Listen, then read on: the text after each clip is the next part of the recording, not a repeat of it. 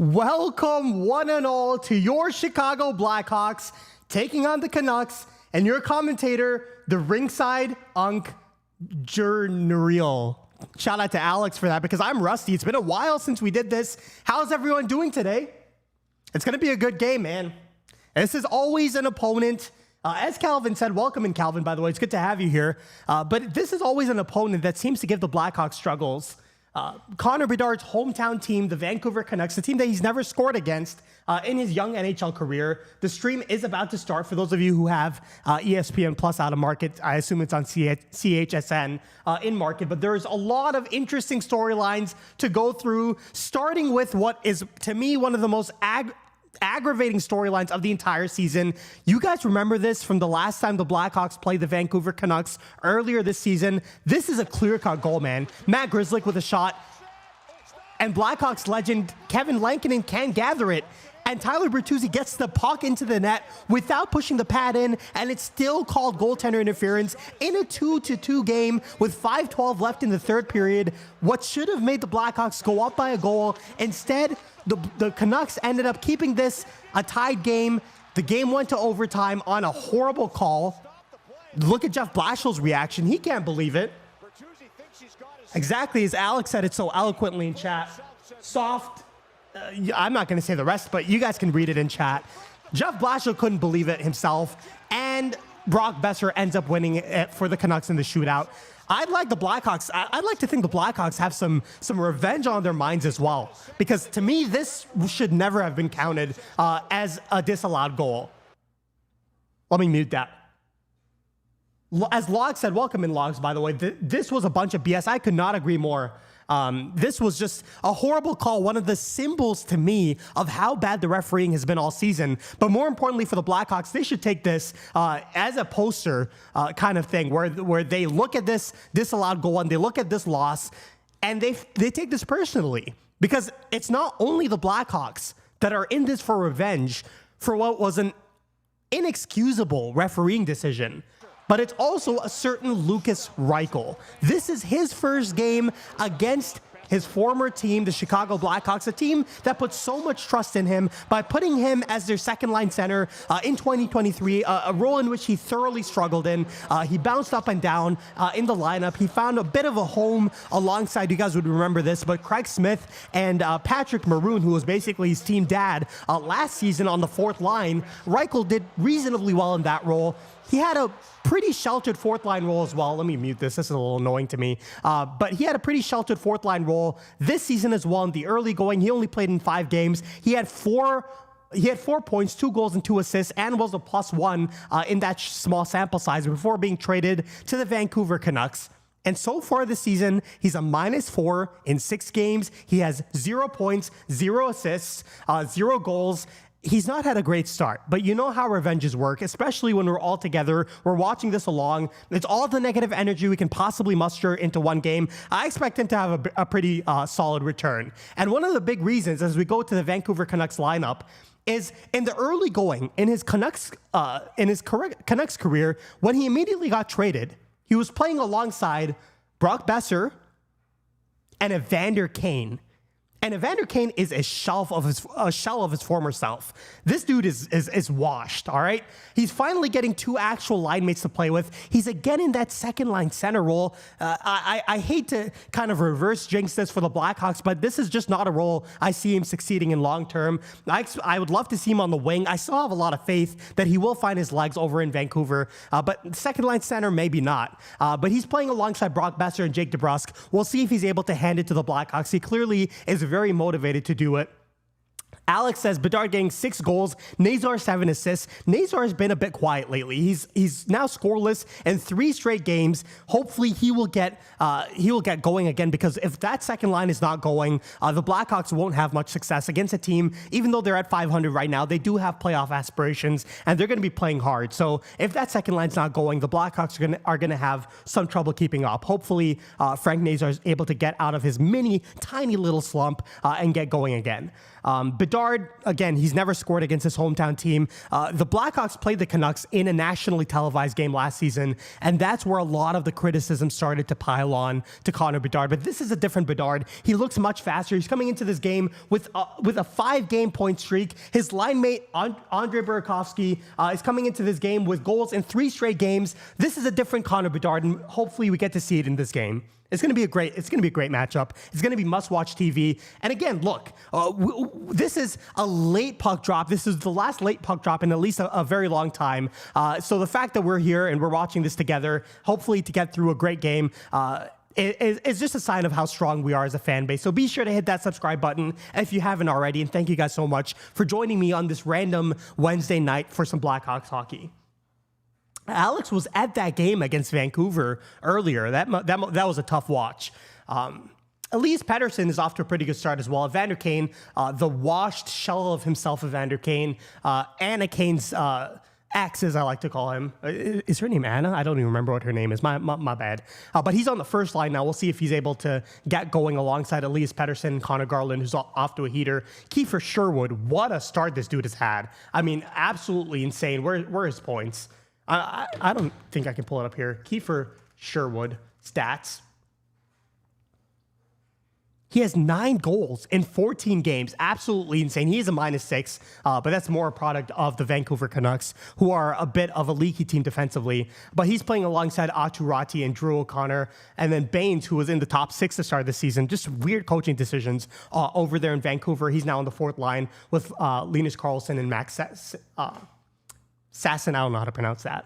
Quinn Hughes, of course, he's still there, hopefully for his last season before he joins his brothers over with the New Jersey Devils. My aim in this stream is to trigger as many Vancouver Canucks fans as humanly possible. He's playing alongside Tyler Myers. And in net, we have, I think it's going to be Thatcher Demko. Yep, Thatcher Demko. Of course, Kevin Lankinen was a goalie in the last matchup where he had this stinker, which should have counted as a goal. But it's going to be Thatcher Demko, the starting goaltender, for the Vancouver Canucks in the net for Vancouver in this game.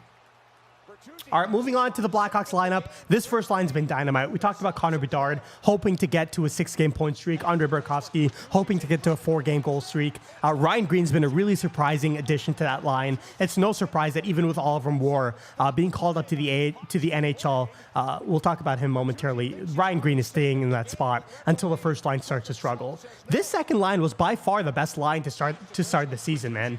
Let me just mute that one more time. They've gone quiet over the past 3 games. Frank Nazar is scoreless in those 3 games. Tyler Bertuzzi kind of missed some time with injury. And before he missed time with injury, he was bumped up to the Bedard line for a little bit.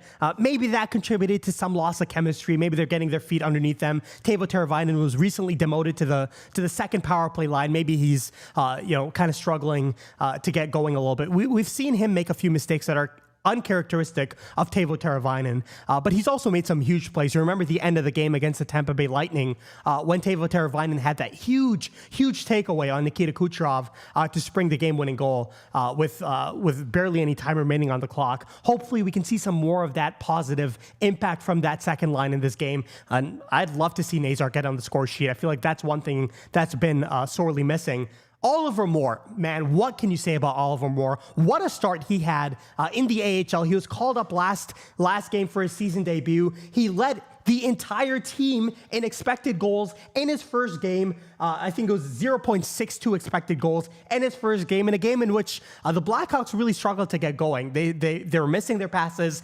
They had a few uncharacteristic turnovers. And again, just like the Vancouver Canucks, the Seattle Kraken just seemed to be one of those teams that the Blackhawks as a team struggle against. But in that game, Oliver Moore was spectacular. Hopefully he can continue that positive momentum and really make a name for himself in the NHL. I don't see him getting sent back down unless he has a stinker. So let's hope he's able to really continue that positive momentum. Playing alongside Ryan Donato and Ilya Mikheyev, one of the best penalty killers in the entire NHL. And of course, with the 11-7 that Jeff Blashill loves to run, you have only 2 players on the 4th line with either Connor Bedard or Frank Nazar double shifting in this role. It's going to be Unk himself. I know Alex loves to call me Unk, but I'm no Unk compared to Captain Unk Nick Foligno, basically the team dad, and Colton Dock, who is basically just a bulldozer of a player. He's in the top 5 in the NHL in hits, and hopefully he can continue to manifest his Karachi B-esque physicality against the Vancouver Canucks. Defensive pairings, Alex Vlasic, Sam Rinzel, they've been the top pairing for the entire season when they've both been in the lineup. Sam Rinzel's not had a good stretch of games. He's really made uncharacteristic mistakes, so hopefully he can bounce back in this game. Matt Grzelcyk, a surprising addition, obviously on a PTO to start the preseason. He earned his spot, and he's been very good over the past 3 to 4 games playing alongside Connor Murphy. Everything good I said about Matt Grzelcyk, you can kind of say the opposite with Connor Murphy, who just had his season low in ice time against the Seattle Kraken. Wyatt Kaiser and Artem Levshunov, what a combination they've been over the past couple of games. This is something that drives me insane. We'll talk about this later in the stream when we have a little bit of some fewer things to talk about. The Artem Levshunov disrespect needs to stop. It's getting out of hand, boys. I've seen so many people. I've been making content for a little over a year now, a little over close to 2 years if you count the Twitter content that I made before I started on YouTube. And in general, I tend to be pretty positive, or tend to be objective, but leaning towards the positive side. Even when I may see some negatives, I try to kind of minimize the negatives that I see in some of the Blackhawks prospects. I tend to be positive about a lot of prospects, not just Artem Levshunov, but a lot of prospects. I've never gotten more pushback from negative fans for any prospect like I have for Artem Levshunov, and it makes no sense. Because when you look at this Levshunov-Kaiser combination, they've been the best combination by a country mile over the past couple of games. Artem Levshunov, in the last game against the Seattle Kraken, the team led 21-7 in shot attempts, 12-7 in shots on goal, 16-5 in scoring chances, and 7-3 in high danger chances when Levshunov was on the ice at 5-on-5. That, in other words, to put all of those analytics into perspective, that in one word is called domination. And yet he continues to get disrespect that nobody else in the Blackhawks lineup gets. And sure, it's not in his control that the Blackhawks chose to draft him over Ivan Demidov. But guess what? He is not the worst of those top 5 picks. I understand Ivan Demidov looks like a world beater. He's exactly what we all thought he was going to be. He looks like he has tremendous, insane Kucherov-esque potential. But I'm not gonna sit here and just listen to this blatant Artie disrespect. And I feel like he just needs to have one of those welcome to the NHL moments. He's obviously waiting on his first career NHL goal. It would give me so much joy to see Artie get that in this game when we're all together live streaming, because boys, we need to start running some Artie prop. In the last game, he wasn't even playing with Kaiser as much as he was playing with Grzelcyk. And at 5-on-5, the Levshunov-Grzelcyk combination were even at chances for versus chances against. But in the time that he spent with Wyatt Kaiser, you guys want to know how good he was? And by the way, Kaiser, for those of you who don't know, has been Levshunov's partner not only this season, but towards the end of last season under Anders Sorensen as well. Against the Kraken, when Levshunov and Kaiser were paired at 5-on-5, let me actually pull this up. 14 on-ice shot attempts for only 1 against. And yet we have to constantly hear pushback. Let me just pull this up. I hate to rant so early in this, but let me just pull this up real quick, all right? Just so everybody can see this. And I'm not trying to put any one individual on blast, but I just want to show you guys a previous tweet that I had. Let me pull this up. This is more focused on Sam Rinzel because he has struggled recently. But I said, Artem Levshunov has been the Blackhawks' best overall defenseman over the past handful of games. Sam Rinzel has not. And immediately pushback. He's the only prospect. And this isn't me disagreeing necessarily because Kaiser's also been great. Grzelcyk's been a solid addition. Vlasic's obviously been great. But these guys are defensive defensemen. And Grzelcyk has been okay. Every time anything positive is said about Artem Levshunov, there's immediate pushback. We're Blackhawks fans, man. We're allowed to run prop on players who are doing well. And over the past handful of games, Artem Levshunov is the best Blackhawks defenseman. As a newly turned 20-year-old, we're allowed to be excited about that, boys. It's wild that and look, I understand. I acknowledge he's getting sheltered minutes as a Sam Rinzel. as is all of the young players in the team getting somewhat sheltered minutes outside of Connor Bedard and Frank Nazar. I understand all of that. But that's part of the development process. That's the reason you brought Jeff Blashill in. That does not take away from the fact that Artem Levshunov has been very good. And I hope I'm not jinxing him. I hope he continues this. Because if he gets his first career goal, I want everybody here to proudly run Artie propaganda. 75% expected goals for percentage is nothing to scoff about. I don't want to constantly see, oh my God, the Blackhawks were so stupid at second overall. Because yes, I was Team Demidov before the draft. I still think Demidov is a better prospect than Artem Levshunov. If I could redraft him, I'd probably pick Demidov first. But you know what? Ivan Demidov is exactly the player who I thought he was going to be. I thought he was a superstar, and he is a superstar. But that decision to draft Levshunov over Demidov, even if it's not completely justified yet, it looks a lot better right now than it did at the draft. Because Demidov is exactly who we thought he was going to be. He's a superstar and he dominated the KHL exactly like we thought he was going to do. And he's dominating the NHL exactly like we thought he was going to do. Levshunov is not who we thought he was going to be. Levshunov has been playing much better than we thought he was going to do. And yet no Blackhawks fan seems to be willing to step up and sing his praises. I hope he has a great game in this one because he deserves to get some recognition, not only from niche Blackhawks fans who listen to the Ringside General rant and squeak all day, but in any case, I really hope he gets the recognition he deserves if he keeps up this stretch of play. In net, we're going to have Spencer Knight. He had a bad game. He had a bad 2 games, but he bounced back with a really nice game against the Seattle Kraken. He had a goal saved above expected in that one, and he'll be back in the lineup. Arvid Soderblom is, of course, a backup. Injuries, Jason Dickinson's out. Again, Laurent Brossoit, he's basically not on the team. All right, let me catch up in chat, man. When I start these rants, I really get carried away. Calvin says, Lev's been really good. People still mad about Demidov. Look, I understand being mad about Demidov because, if you go back to my tweets from before the draft, I was the ringleader of Team Demidov. And I still think that it was and I'm using air quotes here, it was a mistake to take Levshunov over Demidov.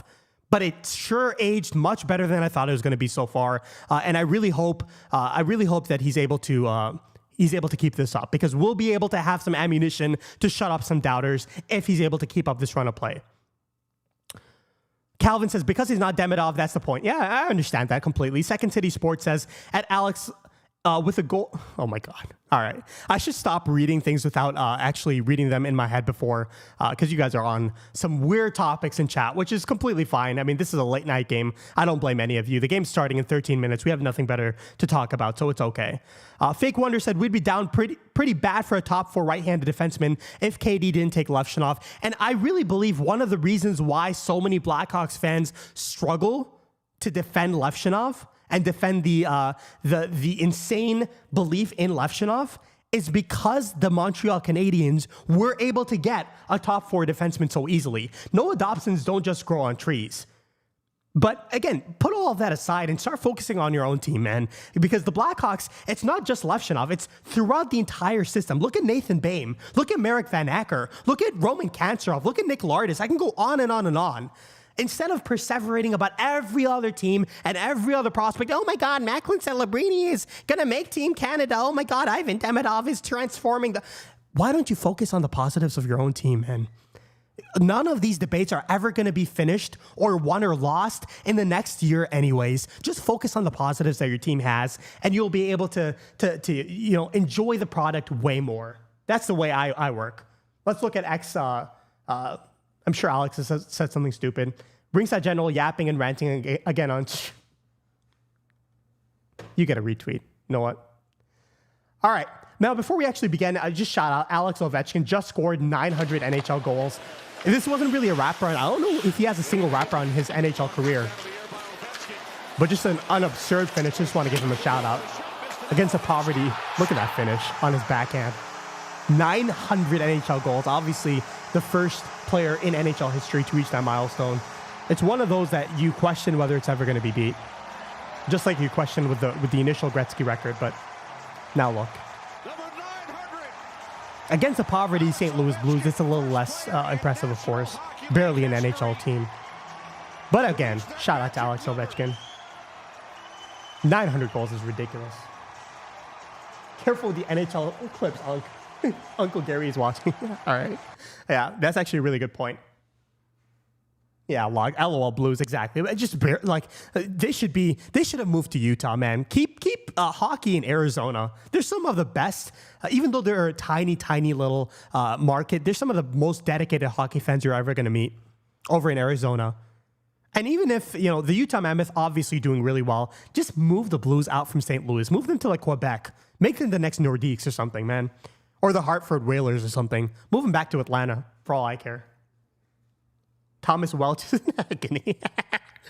It gives me so much pleasure whenever Thomas Welch is mentioned in our Discord, because it's going to be an absolute movie to live through his agony once again. I just love it, man. Alex says, did we just say Demidov would be drafted first when Celebrini's on pace for 120? No, Celebrini's a better prospect than Demidov. I'm talking about second overall. My assessment, and I'm going to put my hands up and say, if in the early going, even though it's too early to tell, it looks like I was wrong. My initial rankings for that 2024 draft, number 1, Celebrini by a landslide. Number 2, I had Demidov in his own tier. And number 3, I actually had Zane Parekh. Parekh is off to a horrible start in his NHL career. He will be fine, of course. It's way too early to tell, but he's currently a healthy scratch, and Levshunov looks like he belongs at least. So hopefully they can continue sheltering Levshunov enough for him to grow into the player that he's going to turn into, because it's looking very exciting so far. He's a plus player as well. I think Z Buyam is like a -9 in comparison. And Zane Parek's not even in the lineup. I think he has 1 point on the entire season and an even more sheltered role. Sheltered role is such a stupid thing to say, man. Obviously, a 20-year-old defenseman is going to be in a sheltered role.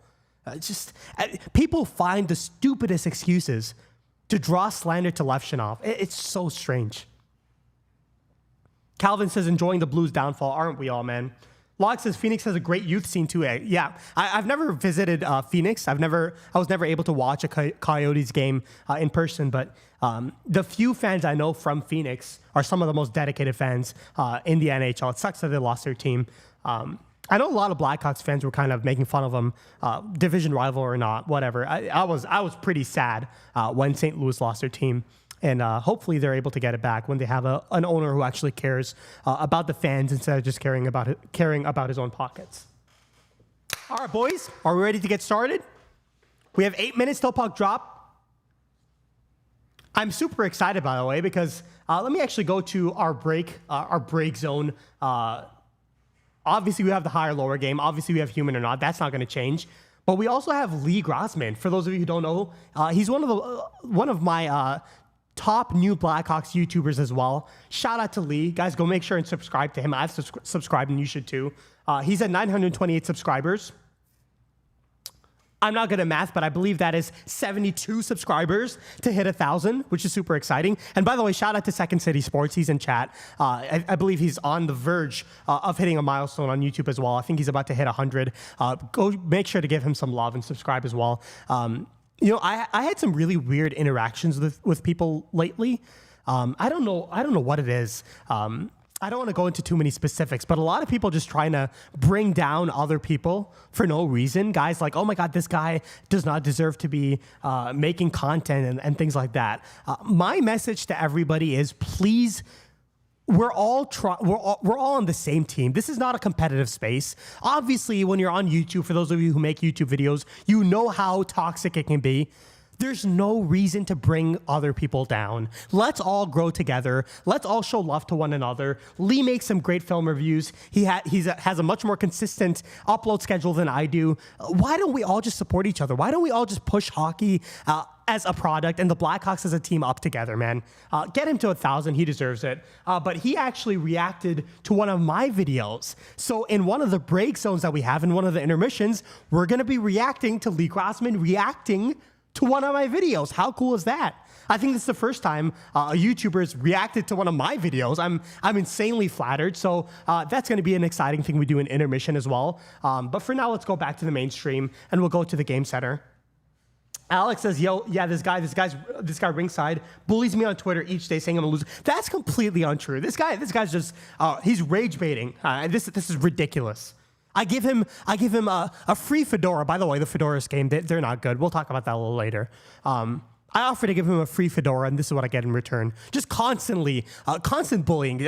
Oh, you're old. You're an uncle. Just constantly. I mean, come on now. Bro, reacting to react. Exactly. I hope Lee reacts to me reacting to him too. That would be, how funny would that be? Locke says meta. Absolutely. Hey, we're all trying to grow in our own ways, eh? All right. Puck drop is in 5 minutes. Boys, are we all locked in? I want to see score predictions right now. What are your score predictions? I think the Blackhawks finally pull off a win, all right? I'm going to say 3-2. You know why I'm saying 3-2? Let me explain to you why I'm saying 3-2. You guys ready? Because this should have been 3-2 last time.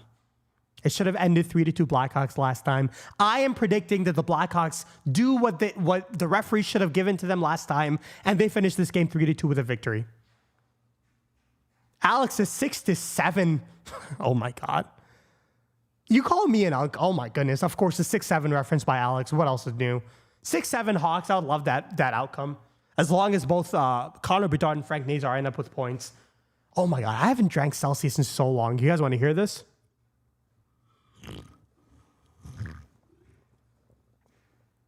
I'm sorry you guys had to hear that.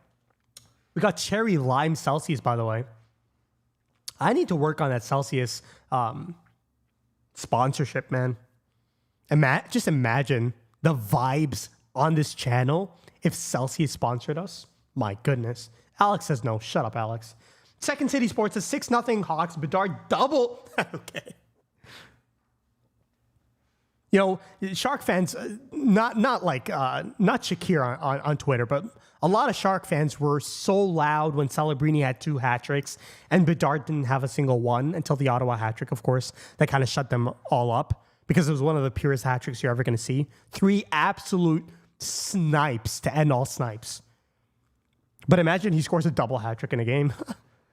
My pants would be off. You guys would be thankful that I did not do a face reveal. I would be insufferable, man. Insufferable. All right, let's see what we got going on. 2 minutes and 54 seconds left until puck drop. We got Kaylee Chelios. Let me actually unmute this. Why can I not hear this? Ooh. Oh, I forgot. Ilya Mikheyev's return as well, as is Jason Dickinson's return to Vancouver. But Jason Dickinson's, of course, not in the lineup. He's out with an injury.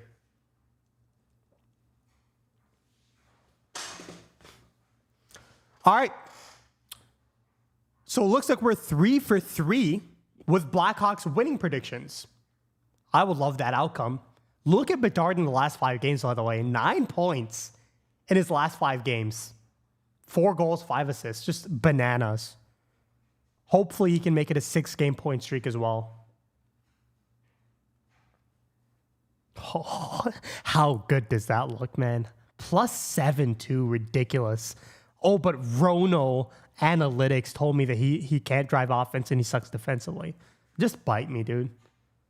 Imagine how good the Blackhawks would be if they had some more consistency on their second line and if they stayed out of the penalty box. Look at these PIMs, man. Bertuzzi with 16 penalty minutes. Of course, he had a fight in there as well. But Bedard, these are all avoidable stick infractions for the most part. Imagine he cut that out, man. How good would the Blackhawks be? A game-winning goal, 41 shots, just an absolute all-around beauty. Just an absolute beauty. Look at the Canucks. I'm going to have to scroll over here because somebody has 0 points. Let me find him. Is he not?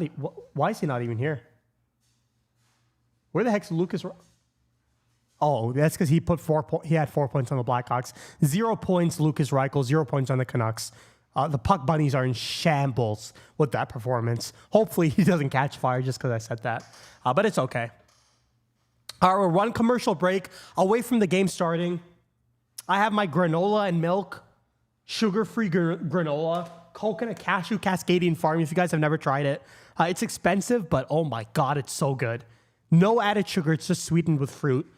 Coconut cashew, whole grain oats, date powder, coconut, and cashews. Spectacular granola. I have that. I have some milk. I have some water. I have my Celsius and I have some sparkling water. I'm ready for this stream. We're ready to go late into the night. And by the way, I'm considering playing some Civ 7 after this stream, all right? Civ 7 with all of you guys. If we still have an audience, maybe we can get that done. I'll get a quick little live stream upload over to the Ringside Gamer because we're not going to be doing Karachi B content for the foreseeable future. It's just hard for me to record that in my current setup. But maybe we can get some Civ 7 content out there as well. For those of you who are interested in the game, maybe we can get that going in a very informal, late night, like midnight stream. All right? Look at Connor Bedard, man. Beauty. Hopefully he can get his first great performance against his hometown Vancouver Canucks. I mean, the Canuck fans are some of the most insufferable on social media. Some of the most insufferable. When the report came out that Bedard may prefer, I don't remember the exact terminology, but that Bedard may prefer a 5-year deal to an 8-year deal, which, by the way, would match the exact same contract structure as Patrick Kane, for those of you who care about that stuff. But when that report came out, you know how many Canuck fans came out with their little edits of Bedard in a Vancouver Canucks jersey? Hey, it's just ridiculous, man. Some of the most insufferable fans in the entire NHL. I said what I said. Can we all, shout out to Rick Ball, by the way.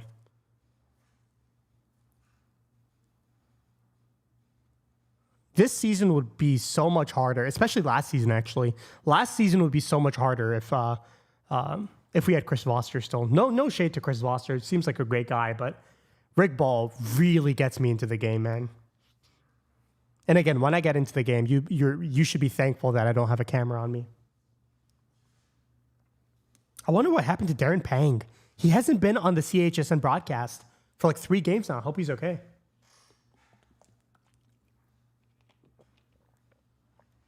It's really not the same without Rick Ball. Without Darren Pang.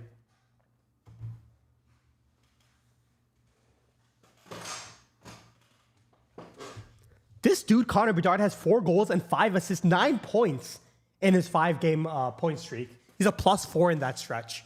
Ridiculous. Hopefully he can get a multi-point game, man.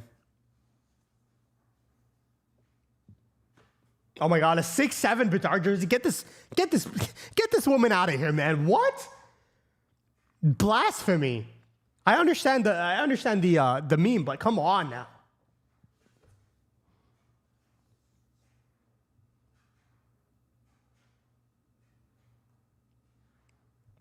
Calvin says, need the face reveal, sorry. You will be waiting for a while for that, my dude. Munrod says, can we watch along? Well, it's on ESPN Plus and it's on CHSN. So if you have access to that, you can watch it there. If you don't have access to that, there's something called onhockey.tv. Probably shouldn't say that on stream, but they should have the games on there as well. I'm not allowed. I don't have permission from the NHL to actually show the video on my stream. So it would be taken down before you could even breathe.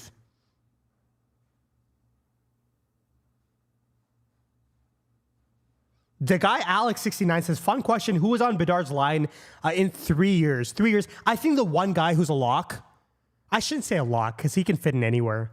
I feel like if Jeff Blashill is still the coach in 3 years, I think Anton Friendel is on Bedard's line. And the reason is because the way he likes to create offense is so much geared towards getting the puck quickly off the boards and into the middle of the ice and playing positionless hockey.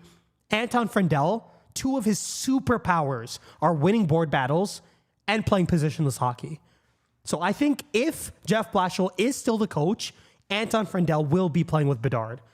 Whoever the next guy is, I mean, you could see a lot of different options as that third guy. If you want to go all big alongside Bedard, kind of what the Blackhawks had going early in the season with Colton Dach and Andrei Burakovsky early in the first couple of games on that first line. If you want to have something similar to that, maybe you have Václav Nestershil alongside those 2 players. Maybe you have a bit of a more dynamite double scorer line with Roman Kancherov alongside them, or maybe even Nick Lardis, depending on how he develops.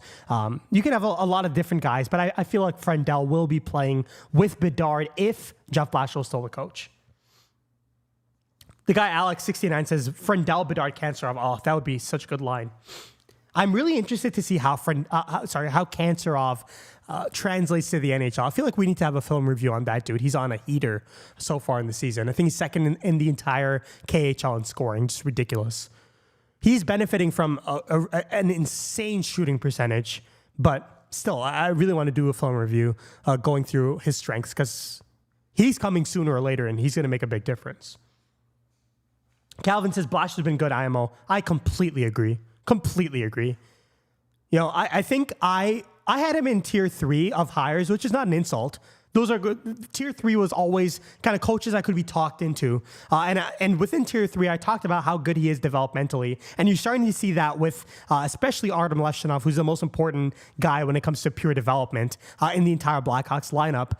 So I understood why the Blackhawks hired Blashill. And just in that fact, I was probably higher on him than a lot of other Blackhawks fans. But even so, it's been a huge surprise how good the Blackhawks have been in the early going. PDO or not, I understand they were on a heater that can't be sustained necessarily. And you're starting to see the second line slow down as well. But the start that the team has had, not only on the ice, but also culturally, also in the way they respond to each other and they stand up for each other, it's been night and day. And Blashill deserves a lot of credit for that. Second City says, thoughts on Parker Holmes? Let me just put it this way. All right, man? Let me just put it this way. He's on one of the most powerhouse teams in the CHL. Is that fair to say? I mean, Merrick Van Acker's on a heater. And even then, he's not the most impressive player on Brantford. Jake O'Brien's ridiculous. Adam Banak is ridiculous. And guess who else is on that team? Parker Holmes. Playing his own role or not playing, whatever he's doing. So those are my thoughts on Parker Holmes. I don't know. I don't like that archetype of player, to be blunt. I don't like having a pure enforcer on the fourth line. I don't see the point of that. Give me a player like Colton Dach any day of the week, a guy who can bring some offensive flair, some swagger alongside the physicality. I don't like the Matt Rempe, Ryan Reeves archetype of player. And frankly, I think the NHL is going to be moving away from that because it makes no logical sense. This is not an old man's league where they're like, oh my God, we come to watch the games to watch people fight. That's going to be phased out of the game within the next 5 to 10 years, whether people like it or not. So yes, I don't like enforcers who can't do much else. Who knows? Maybe he can, maybe he can develop some other aspects to his game. But I think players like even Samuel Savoie, as questionable as his NHL projection is, I much prefer him to a guy like Parker Holmes. I prefer AJ Spellacy, as bad as his start this season has been. I prefer him to Parker Holmes in terms of future fourth liners. The Hockey Sun says thoughts on Tomas Yorko. Blast from the past, man. Blackhawks legend, Red Wings legend. Where else did he go?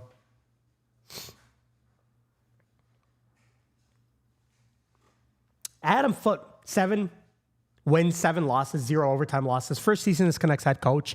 Basically the Quinn Hughes hire. Quinn Hughes had a great relationship with Adam Foote. As the puck is dropped and away we go. Here comes Evander Kane. Obviously can't corral a puck. What else is new? Spencer Knight out to play the puck early. Here comes Sam Rinzel. Need a good game from him, man. He's been not that great recently. We need a bounce back from him. Here's Connor Bedard. Great pass to Andre Burakovsky. Over to the point. Long shot is saved by... It's Kevin Lankinen? Oh, it's Kevin Lankinen in the net. I thought it was going to be Thatcher Demko, but okay. Oh, Burakovsky almost got sprung on a partial break from Bedard, who almost got a return pass, but a great interception. Now here comes the best skating defenseman in the entire NHL. Skates in offside.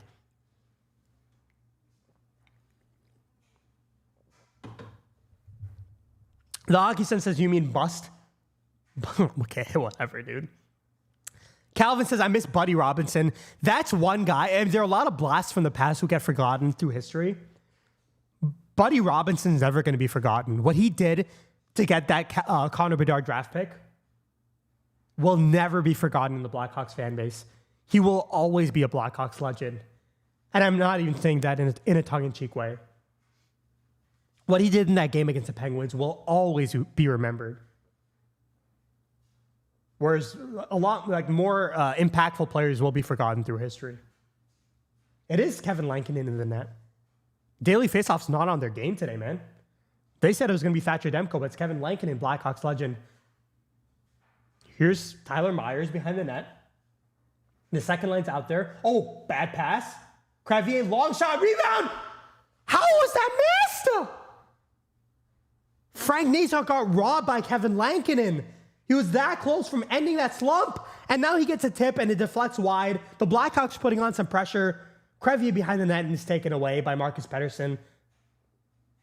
Oh my goodness, Nazar almost got 2 golden chances. He's the one guy I really want to see score. Obviously, this game is going to be all about Bedard as Oliver Moore hits the ice for the first time tonight. Ryan Donato playing the puck into the zone to himself. In a board battle now, it's situations like this that you can see how impactful Anton Friendel is going to be, even if he's not that offensive dynamo that Porter Martone's going to be.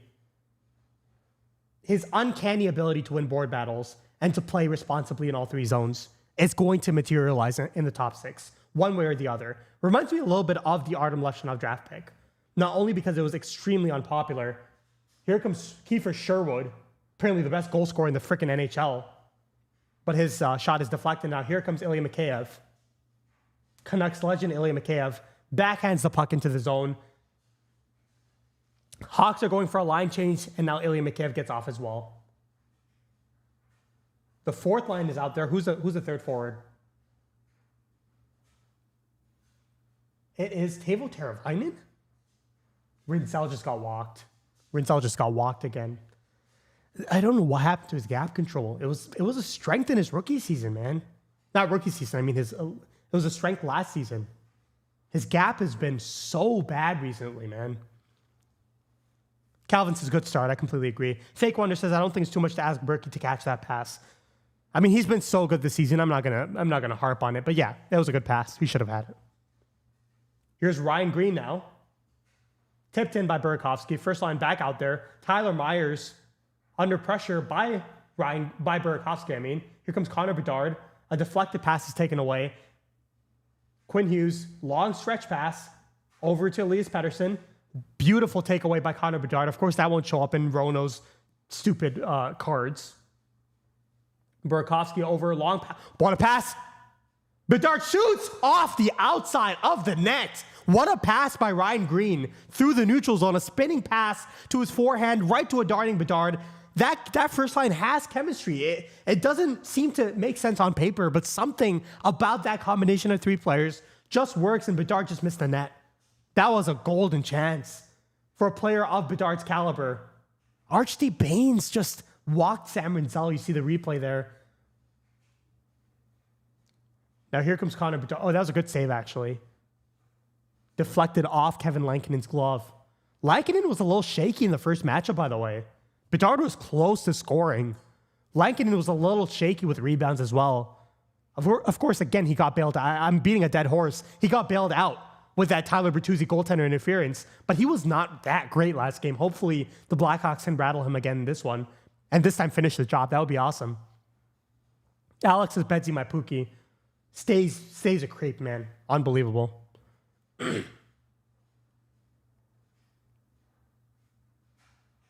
Pressure by Alex Vlasic, who's had a great start to the season, by the way. We can talk about him and Kaiser in a bit. But those 2 defensive defensemen have been awesome. Here comes Brock Besser. Over to the point. Marcus Pettersson now. Oh, beautiful pass. Good save by Spencer Knight. Second line out there. Get out of your own zone, man. Rebound. Oh, my goodness. This line's not having a good shift. Vlasic, let's settle things down, man. Beautiful. What a deke by Alex Vlasic, man. That dude is feeling it. Easily gets a line change out there. Is that Oliver Moore? Here comes Oliver Moore at speed. Beautiful pass. Donato, great save by Kevin Lankinen. Look at Oliver Moore have an impact immediately. Off the call-up from Rockford, he had an amazing game against the Kraken. And again, that speed on that zone entry over to a great pass to the goal scorer on that line, who's Ryan Donato, and it's a good save by Kevin Lankinen. It's those simple plays that Oliver Moore has in his bag, man. Good save by Spencer Knight. Now here come the Blackhawks deflecting the puck the other way. Uh-oh. Sherwood just dumps it back in, and Spencer Knight is out to play the puck. The Hockey Sun says Nazar's got to do something else, otherwise, instead of giving it to the Canucks up high for free. I completely agree. Bertuzzi.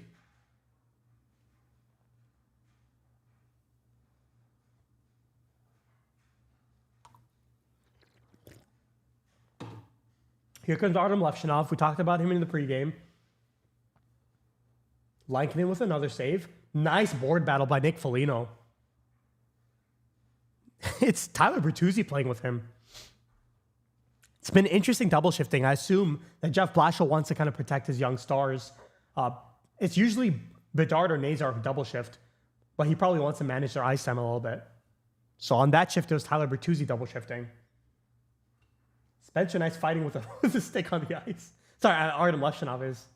What a play by Burakovsky up ahead to Connor Bedard. Connor Bedard muscles into the zone. Bedard still battling along the boards. Gets it in deep. Andre Burakovsky over Ryan Green. Was that a save? What a play by the first line again.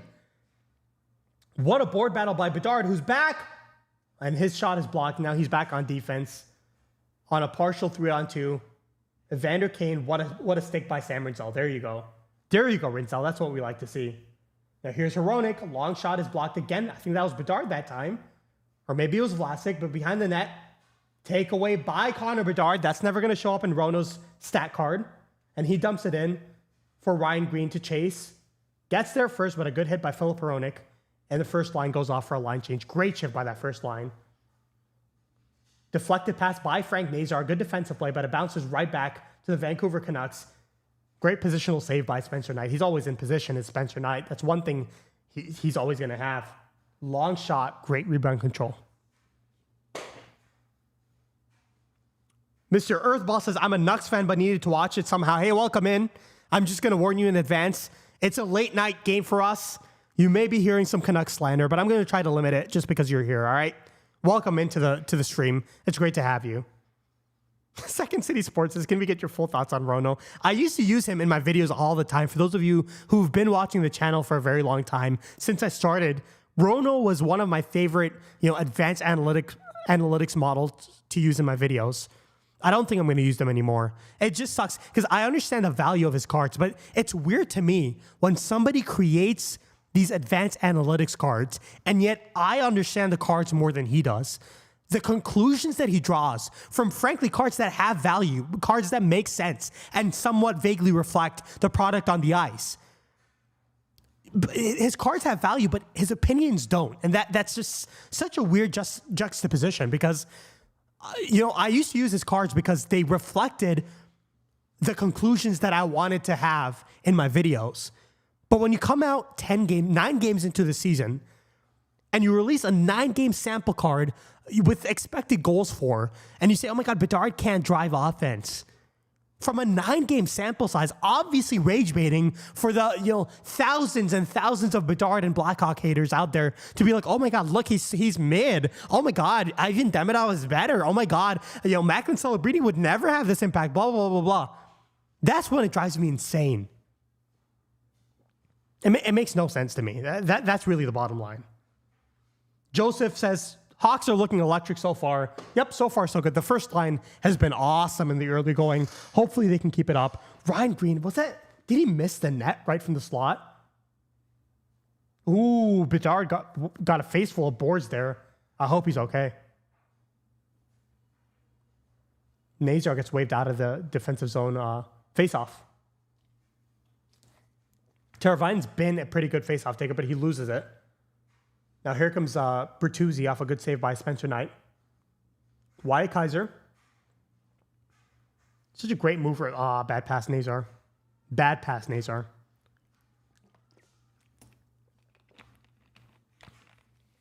Tyler Bertuzzi tips it forward. This line just seems disjointed right now. It seems like they don't have chemistry, which is weird because they were the line that had the most chemistry in the early going. Maybe it was the Bertuzzi missing game with injury that kind of ruined the chemistry that they had. To me, it's not that they're having like bad performances. It's that they have no chemistry. Nazar, off a great feed by Bertuzzi, just as I was yapping and slandering them, a great chance that Nazar makes and Lankinen makes a save on Nazar. That's the second good chance of this game. Hopefully he can get one past Lankinen and get out of this mini slump. The Hawkinson says, hopefully Connor Bedard doesn't understand the analytics and Kyle uses it in negotiations for the $9.8 million contract. I mean, yeah. From your fingertips to my ears, man. I hope so.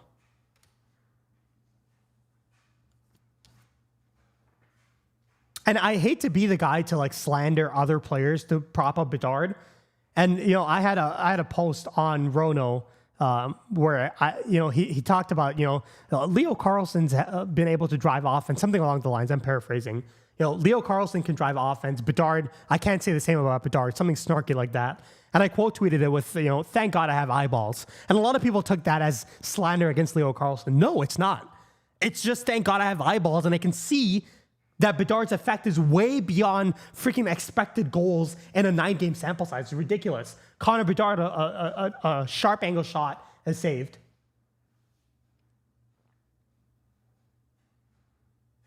Nice play by Spencer Knight to get the puck out of the zone there. Isn't Romo deceased? Oh my God. I think you're thinking of Mono. That's incredible. You in the comment section so far. Isn't Rono deceased in college? Oh, that's great.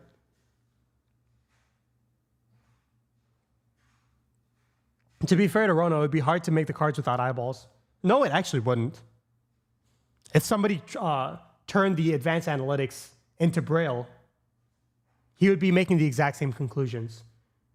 You don't need to watch games to have some of the stupid takes that he has, man. And he's very open about the fact that he doesn't watch the Blackhawks either. He's not a Blackhawks fan. He's a Flyers fan. It's just weird, man. I don't mean to make this entire stream a slander stream against Rono, but it's just weird. If you have an advanced analytics model, maybe understand what the numbers mean before you just start yapping. Here's Vlasic walking the blue line. A long shot deflected and blocked. Donato backhand pass / shot is blocked by Ratu. Great forecheck by Moore, but the puck gets out of the zone and Levchinov sends it right back in.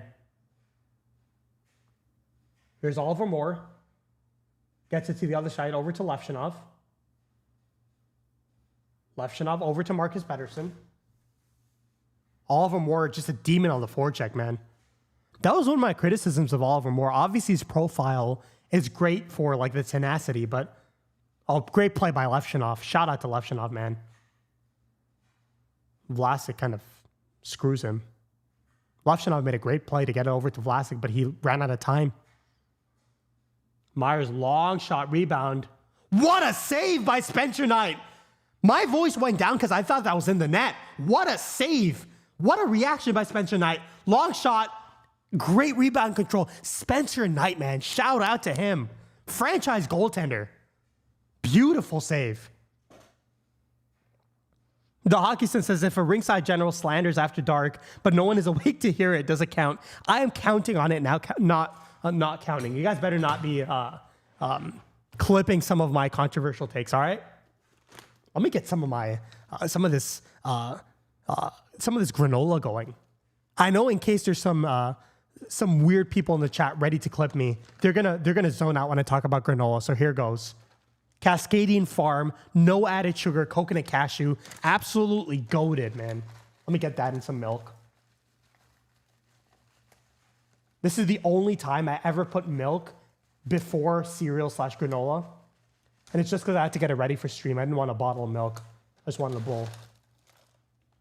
Oh my God, this looks so good. I'm so excited. Spencer Knight is him, absolutely. Second City Sports says, also, do you guys believe in Helen Keller? Oh my God. Calvin says the Bedard hate online is annoying. It's not just annoying, it's baseless. If you have eyeballs and you choose to watch a game, you could tell how stupid it is. And that's coming from someone who intentionally remained quiet about Bedard all of last season, because guess what? The criticisms of Bedard last season were based in fact. When Paul Bissonnette called it pawn hockey, it's because Bedard wasn't playing in the scheme.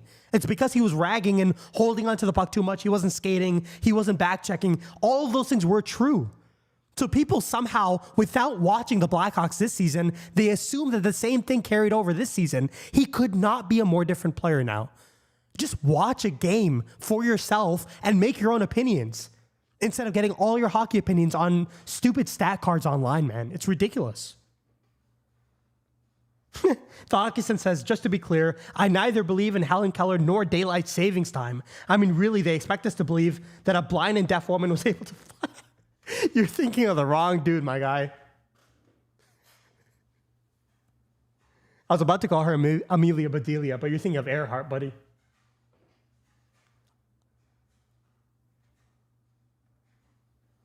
I didn't know who Tolstoy was, but I sure know who Earhart is. Here's Colton Dock. Back to Foligno. Oh, here's Bedard on that line now. They're kind of switching up who they double shift on that fourth line. Here's Quinn Hughes. Up ahead as a forward. 3-on-2. Vander Kane missed the net by a mile. Shades of Cody Ceci. Here's Bedard. Breakaway. Bedard. Oh, missed the net, Bedard. Come on. Bust. No wonder he's not making Team Canada. Come on, dude. Here's Elias Pettersson.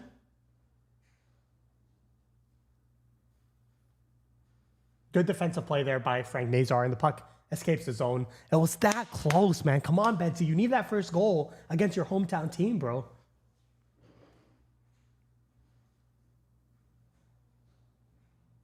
Helen did actually fly a plane? I actually had no idea. I just embarrassed myself. My bad.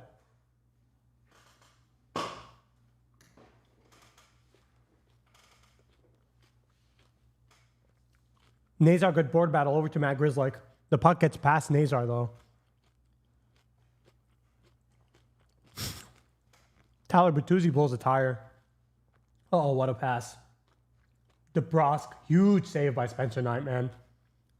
The entire Blackhawks defense got walked there. Decent positioning by Rinzel, but the rest of the team just got walked. Board battle now. Bertuzzi, this is your time to shine, buddy.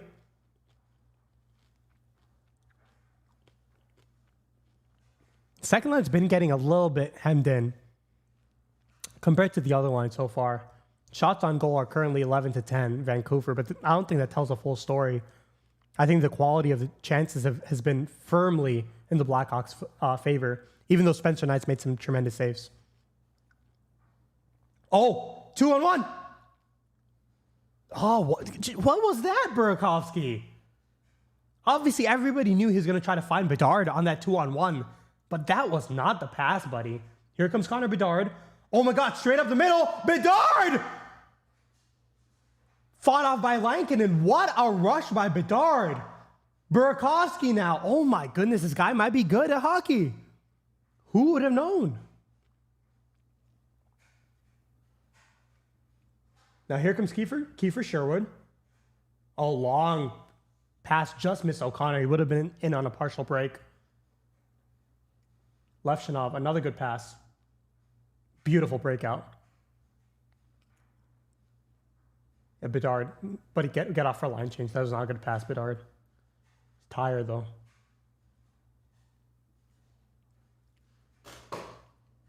Archie Baines in deep and Kaiser to recover. What a turn by Kaiser. Dude's an insane skater. Incredible skater, man. Ryan Donato. Oh, Lankinen. Just gave Steve Dangle a heart attack playing that puck because Donato was crashing the net, but he gets it away from him just in the nick of time. Donato, another takeaway. Dude's a demon on this shift. Here's Oliver Moore. Oh, bad pass. Horrible pass, Oliver Moore.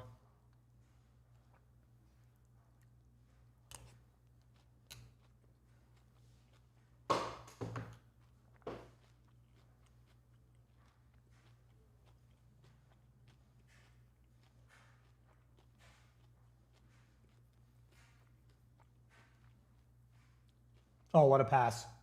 Here's Pettersson, Kane, back to the point. Here's Tom Willander. Shot. Elias Pettersson misses the net. This first line for the Canucks has been pretty good this season. Here's a Vander Kane, dipsy doodles, wrap around. Blocked by Mikheyev. And the puck bounces right past Tom Willander and leaves the zone. What's worse, blind or deaf? How about both? Hey, Joel, I forgot you're a Red Wings fan. My Red Wings are off to a solid start this season. It seems like every game is either a blowout win or a blowout loss. Can't wait for Patrick Kane to come back for you guys. Here's a partial break. Oh my goodness. Evander Kane. What a back check by Andre Burakovsky. That's what I'm talking about. Elias Pettersson tried to get fancy with a drop pass over to Evander Kane, but Burakovsky, a demon on the back check. What a play. What are you guys yapping about in chat? That's how you can tell it's 9:30 p.m. My goodness, you guys are just yapping. Hockey Son, somebody who asked that? Calvin asked, what's worse, blind or deaf? The Hockey Son says probably deaf, because then I have to see all your ugly mugs. Ridiculous. That's how you know it's a 9:30 p.m. stream. Insane. Calvin says I can't walk. I still can't get over that dumbass. I can't cuss on stream, but that dude on Twitter who was talking trash to Calvin, it just gave me like a visceral reaction. I can't even explain it. I felt like the entire Blackhawks fan base had to step up and defend Calvin. Not that he needs it. I'm just saying. Joel, these are all inside jokes. I apologize. How's it going, man? It's good to see you again.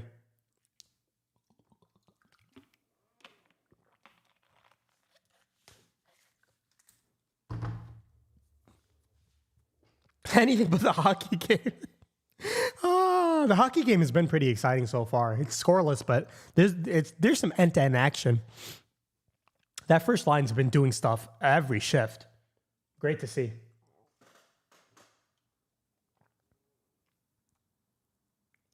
What do you think of, Joel, by the way, what do you think of Axel Sandin Pellikka? I thought he's looked pretty good. I'm surprised that more of the prospects didn't start in the NHL. I thought Michael Branson-Nygaard would 100% start in the NHL. Good to see Emmett Finney there, but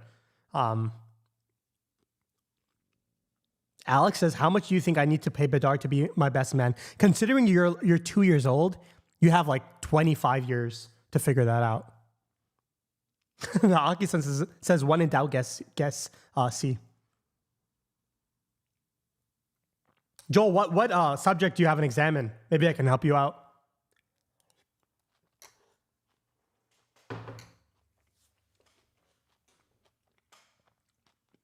Was it saved on the breakaway? What was it saved? This angle is going to tell us a story. The reverse angle, forehand, backhand. I think he missed the net. Did he get slashed? I think he may have gotten slightly slashed. Bedard has been a demon this game, man. That's going to be memed. That blank Bedard expression talking to the ref. That's going to be memed.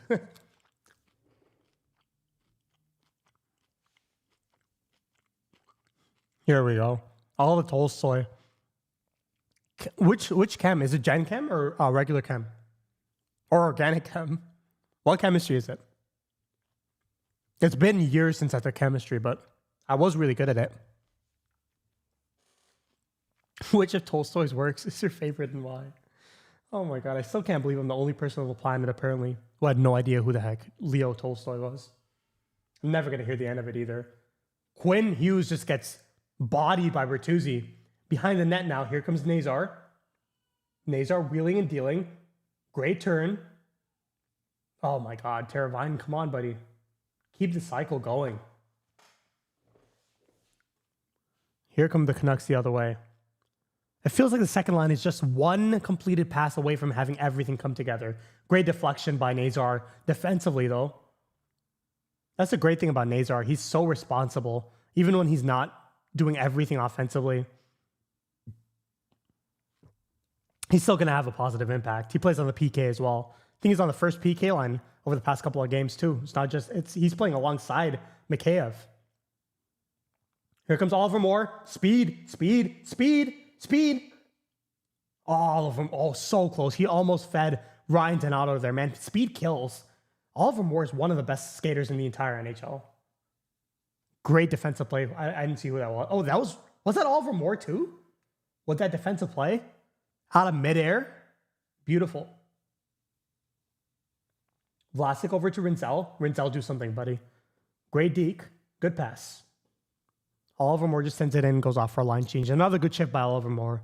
One of those guys you naturally have your eyes glued to because you have to. Even if you don't understand that he's one of the most exciting prospects that the Blackhawks are trying to bring up. Even if you don't know that context, it's impossible not to pay attention to Oliver Moore because your eyes are drawn to somebody who's moving at triple the pace as everyone else. Tremendous, tremendous, tremendous player. He has more offensive creativity this season than he did in college. And if he's able to have that consistently, watch out, man. Every superlative, he can have it.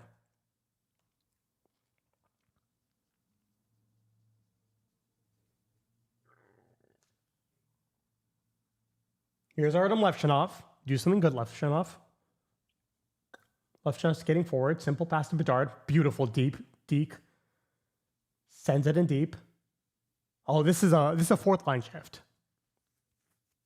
I don't know why Ryan Green's still out there. Nick Foligno, the forecheck all alone. Here's Elias Pettersson. Elias Pettersson over to Connor Garland. Between his own legs, Connor Murphy takes it away. You know you're washed when Connor Murphy is taking the puck away from you, buddy. Just go off for a line change. Here's Colton Dock behind the net. Wins a board battle. Oh my goodness. Was that Kaiser or Grizzly? I can't tell. That's Grizzly. I thought Grizzly should have been in the middle of the ice. I thought that was actually a pretty good pass by Colton Dock, but it's okay.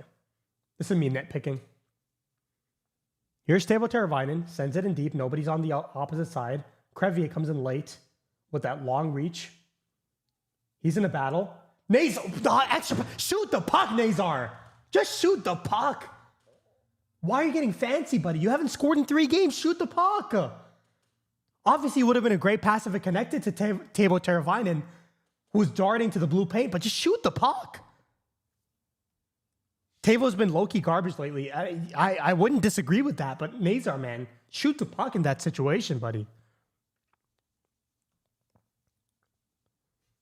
You guys are trying to figure out pi. I promise you I'm not cheating. 3.141592653589799323. That's about as much as I know. Ringside, when you hit 2K subs, you should make stickers saying I survived the Connor Murphy era. Oh my God. You know, I don't hate Connor Murphy. It's just time for him to go, you know? Like, I respect players who are solid in their stint in Chicago. He was a player, he was brought in as a third pairing guy. The reason he gets so much hate, even though he was decent throughout his stint, is because he was traded for Nicholas Hjalmarsson. Just a horribly stupid, moronic trade by Stan Bowman. But this season is the first season where he's actually, like, it's time for him to go. Long wrist shot by Connor Garland. Deflected, but it bounces in on Spencer Knight. Another block by Connor Bedard. That's not going to show up on Rono's stat card. Apparently he can't play defense, so, you know. Evander Kane wraparound. That's saved by Spencer Knight. I feel bad for sliding Evander Kane. He's been pretty good in this game. Oh, what a move by Quinn Hughes. Uh-oh. Long wrist shot. Deflected. Oh, my goodness. Did Spencer Knight save that with a diving glove? And that's how the first period ends. My goodness, Quinn Hughes almost made my heart drop to my knees, bro. My goodness, what a move.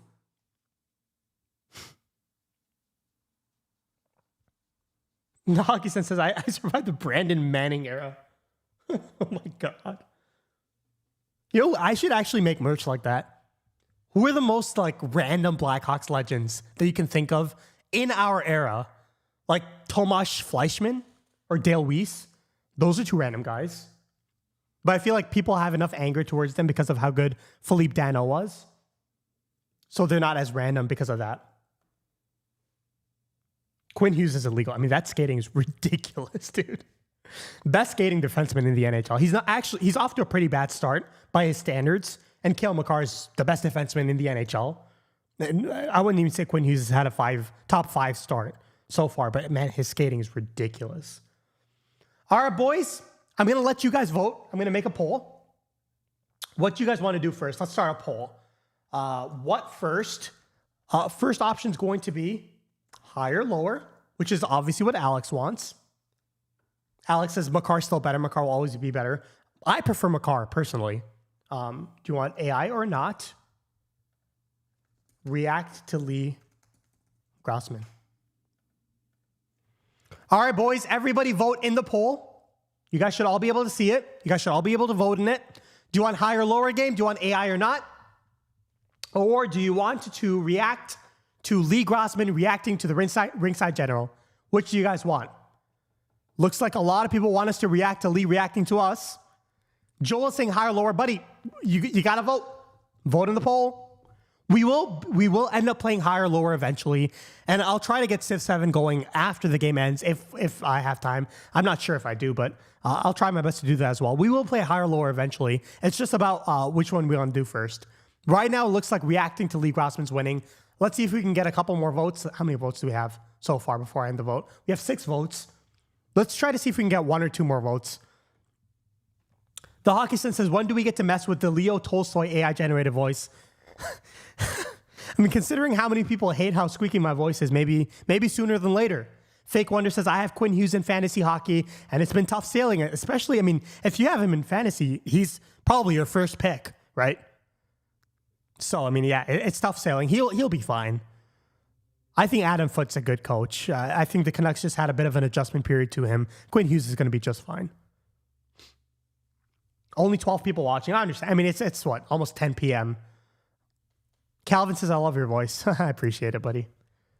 By the way, just so you guys know, I make a lot of jokes about squeaky voice and stuff. I'm not bothered by it one bit. I was never planning to change my voice for YouTube or anything. It's just how I talk. I'm a very expressive person. If people don't like it, feel free to unsubscribe. It does not bother me.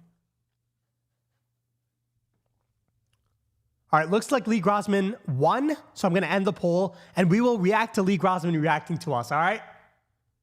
Let's see. Let me pull this up. All right. Duncan Keith highlights, dude. Let me know if you guys can hear it. Great start to the year. You know, he's done so many things the right way. He's defending hard. Can you guys hear it?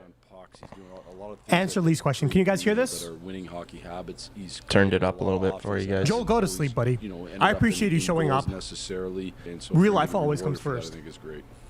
That's why if you trust Jeff Blashill's opinion, Connor Bedard has had an incredible start to the season. Whether or not it consistently showed up on the stat sheet, he's been more responsible defensively. He's been the backbone of the new energy that the team plays with, and his offensive impact has been noticeable on a shift-to-shift basis. But if you trust some of the louder fans from the past week, apparently Bedard hasn't created enough offense. Is already dude, these advanced analytic graphs are gonna make me actually hurt someone in real life. On his way to becoming a bust, and is just waiting for a move to his hometown Vancouver Canucks. Luckily, Bedard chose the perfect time to silence the noise with the best game of his young NHL career. So in this video, let's celebrate and analyze the film from Bedard's first ever NHL hat-trick. We'll discuss the specific barriers that are preventing him from truly exploding for offense earlier in the season. We'll look at the coaching adjustments that sparked this offensive breakthrough, and we'll analyze why his unique skill set creates challenges not only for his opponents, but sometimes even for his own coaching staff. But before we go any further, 91.5% of you are not subscribed. Subscribe to the general chat. Subscribe to our general. Is that better? Are you talking about bowling? The Hockey Sense is now that Joel's sleeping. That guy is an interesting channel. I think he does great work. I think his videos are awesome. I appreciate you coming film reviews, Blackhawks coverage, and in-depth tactical analysis. So if I really do yap a lot in the beginning of my videos. Community. Do you guys think I should shorten my intros a little bit? Merch drop within the that guy should focus on his medical career. I think he is. I'm still That's why he doesn't post videos very often, right? Shorter. next month. If you guys have any input on my videos, about it, more than willing to listen, by the way. Button so you don't and miss because this is such a core group of guys, I'm going to have a poll at the end of the stream asking you guys what you guys want film the next video on the channel to be about. Going into this game, Jeff Blashill debuted a brand new first line with rookie and surprising. Can't tell which ringside general is talking. Man. Sounds like a skill issue, but at the wall. Effective bottom six player Ryan One Green out. inserted The squeaky one alongside Bedard is and Andre the guy in the video. Burakovsky. To I'm be talking in the transparent, casual I was voice. not really a fan of that move. Ripping the vape and it midstream sounds was insane Chad. to say this in hindsight, given how the rest of the game my went. God. But that line did I not do get think, by the off way, to a I very think he good start. cusses in the By stream. the end of the I opening period, apologize. the I'm going new to try to look talk first over it if line he does. had, and I I'm can't not believe I'm prepared, though. saying this, a 0%. The only general is the General Lee. Fun fact, that was my nickname not showing up? on my football team. Live I played there you go. football for 1 year in like 5th grade. I apologize. There's some Won the cuss words Super in Bowl. here, but we're just Not a reacting, big right? deal. It's okay. My nickname was General Two ring Lee. is scary. Just wait till we react to the reaction to the reaction, Now, I don't think that and there'll be expected 3 goal ring share sides. is the best analytic to assess Connor Bedard with, but regardless, a 0% expected goal share essentially means that the first line spent the entire period All right, boys. How about I just, whenever the real ringside is talking, how about I just pause, all right? creating no offense and I don't want auditory overstimulation, as the Hockey Suns calls it. getting caved in. But luckily, the best way to Is this better? Let me know if this is better. get a goal scored I guess it wasn't a good first period from them in that game. The Hockey Sun says, I'm pretty sure they sell General League. That's super H-Mart. Where do you live, buddy? Do you live in the South? Because it wouldn't shock me there. going is usually Thanks, Alex. on the power play. And with just under 2.5 minutes My mom got me like a history book. Look at it. Look at his comment, his chat compared to ours, man. It's insane. Oh my God. I cannot escape it. I can't escape it, man. Oh my God. Yeah, his chat is a little bit more unhinged like than when I ours was is. young about General Lee, and I cried when I found out he was the general for the bad guys. I thought he was on the good guys. I started crying when I was Honestly, like 8. don't blame him. I found out he was on the bad team. left in the first period, Bedard drew a slashing call to send the Blackhawks to a power play. Now, leading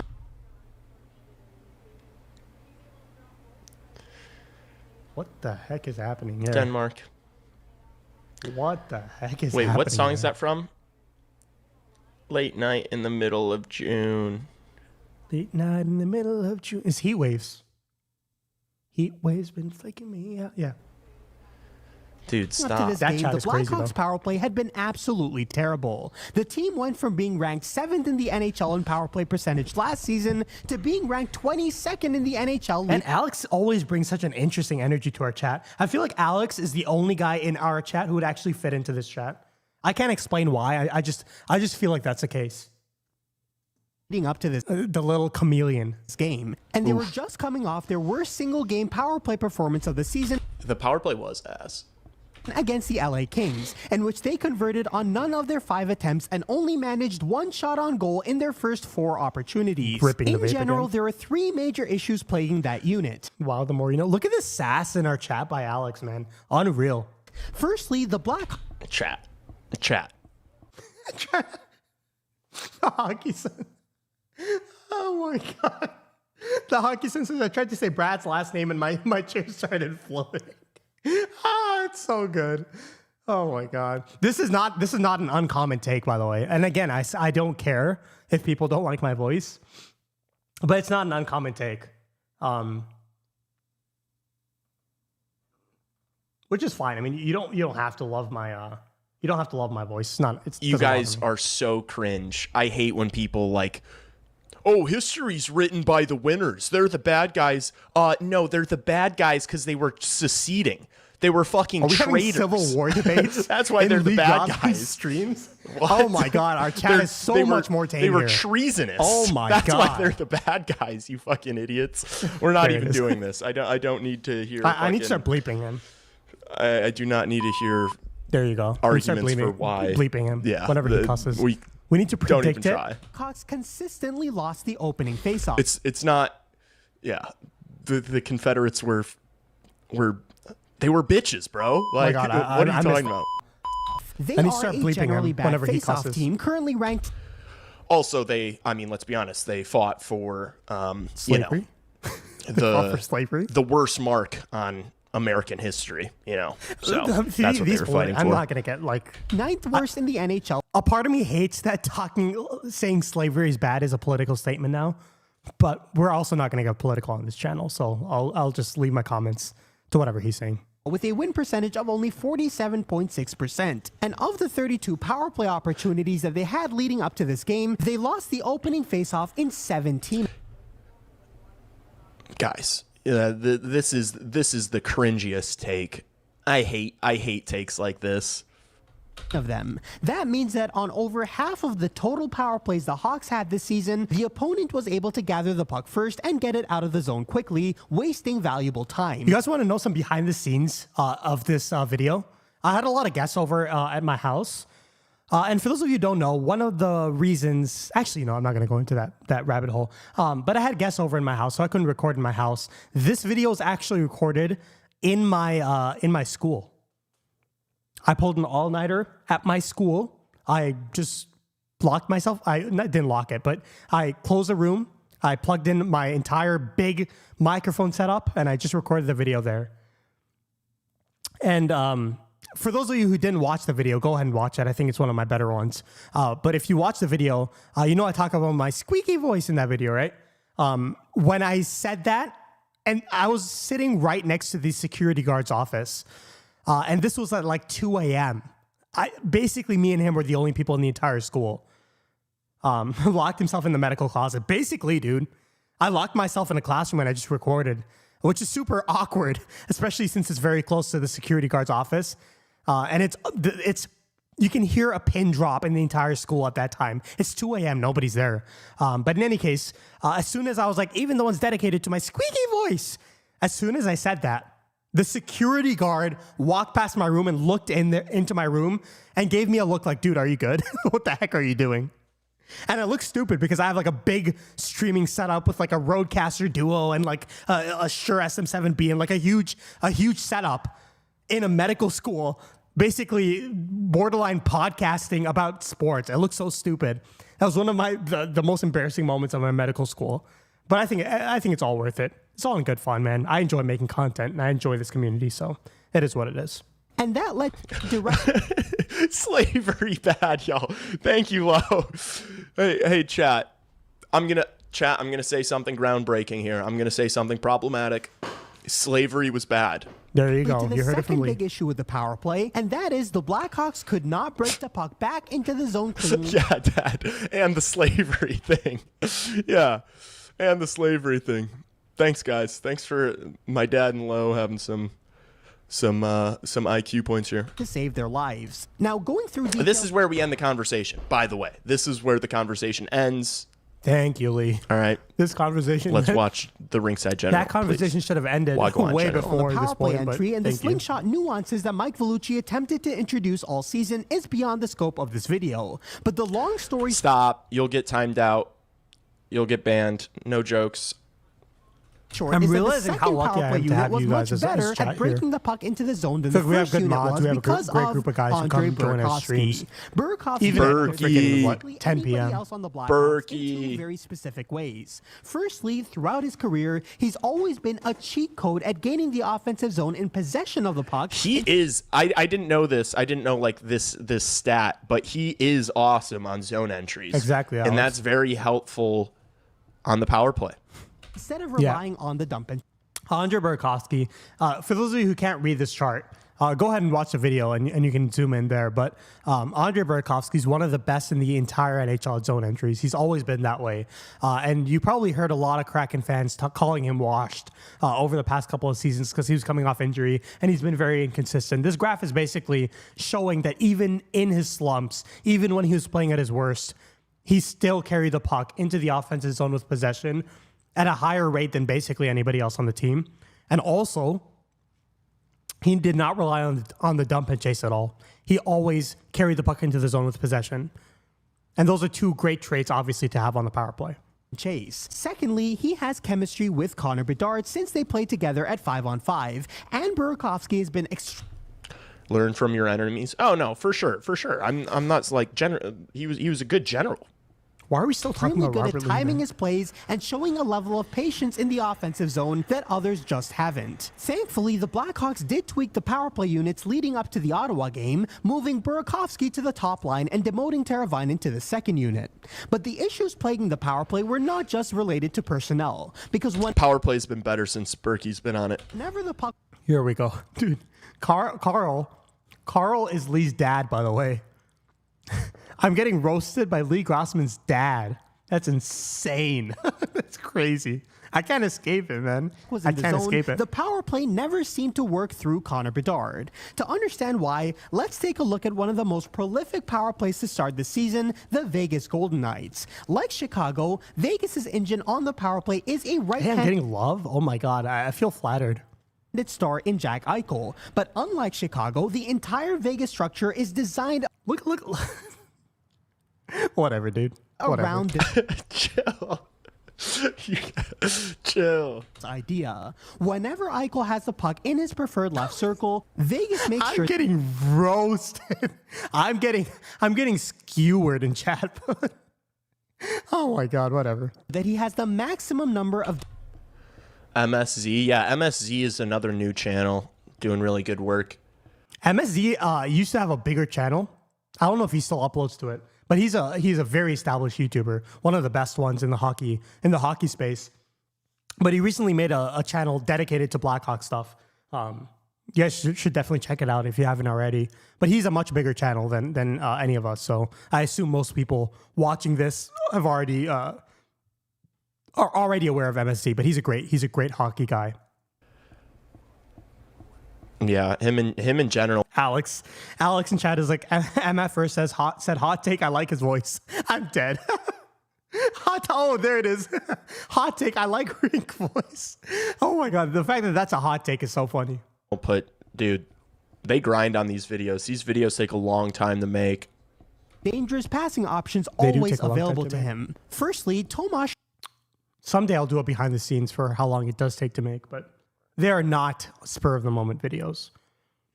Turtle plays the bumper position in Vegas at No, something All right. Game is starting. Let's get back.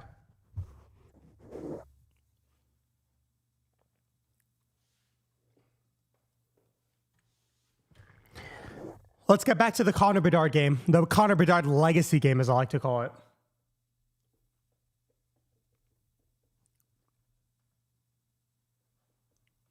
Zero first period. I mean, it was an action-packed first period, but I was expecting a bit more. I feel like that's fair. Anyways, thoughts on working for free? Working for free for what? I got so many offers to work for free, by the way. I don't know. I've had some regrets. I mean, on whether I want to work on hockey for free for somebody else. I just prefer to work for myself for now. Just because of my schedule and stuff.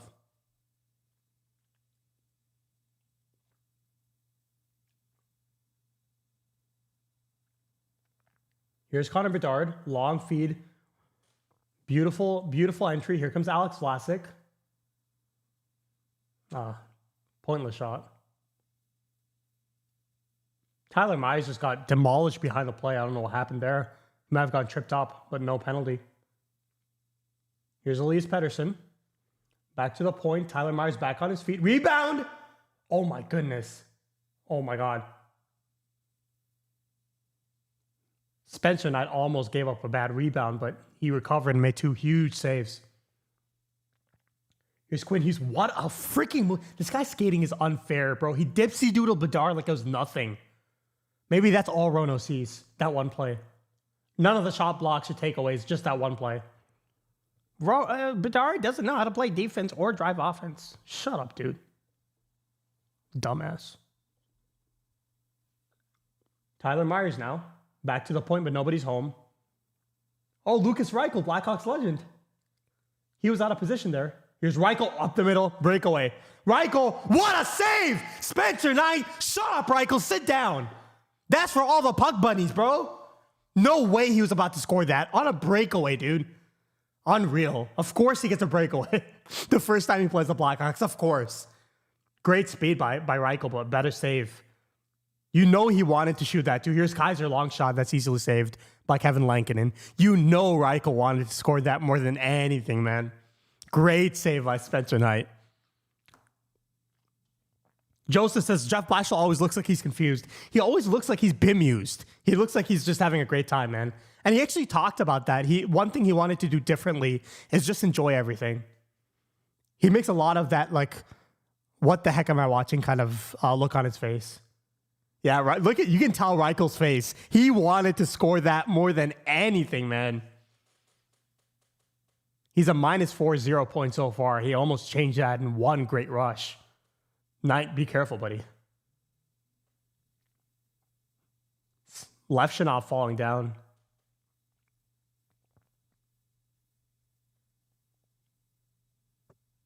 The Hockey Center. I just realized the Hockey Center just jinxed it. Yes, is Lucas playing? And he almost scored immediately. Levshinov, don't do something stupid. There you go. Rims it up the board. Awaiting Teuvo Teravainen. Slowly into the zone. Back over to Frank Nazar. Oh, almost a great pass. Over to Oliver Moore, who, by the way, should be playing on the second line. The second line is just not working. It's time to break him up.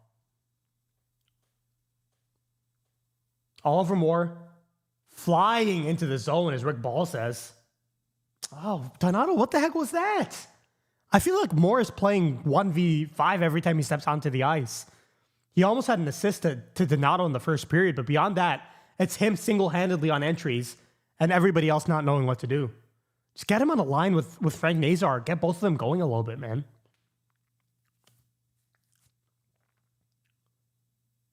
Here's Reichel back on the ice. Here's Reichel again. Uh-oh. Reichel takeaway. Colton Dock. Say hi to your old friend, Reichel. Nice little giveaway there. Here's Quinn Hughes. Pass out of the reach for Tyler Myers. Puck is just dumped back in. Blackhawks going for a line change there.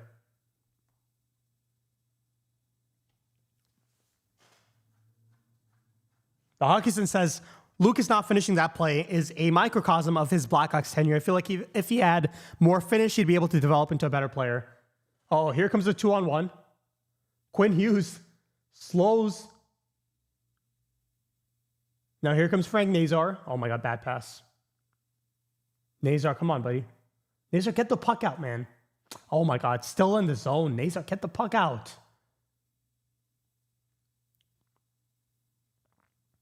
Here comes Nick Foligno on the boards. It's Nazar who's double shifting with the fourth line now. They've switched that up all game. Here comes Archdeep Baines behind the net. Nick Foligno. Chase it. Chase it, Nazar. Chase it, Nazar. Win that. Come on, man. Joseph says, I actually want to go to Blackhawks practice to see what they actually do. One thing you can't say about Blashill is, or rather, one thing that you have to give Blashill credit for is that his practices are very good. He's one of the most organized coaches in the NHL when it comes to things like that.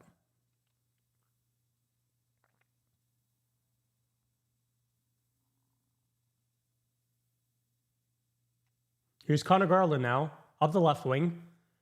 Chips it into the zone and goes to chase it on Connor Murphy. Oh my goodness, Connor. The frick are you doing, buddy?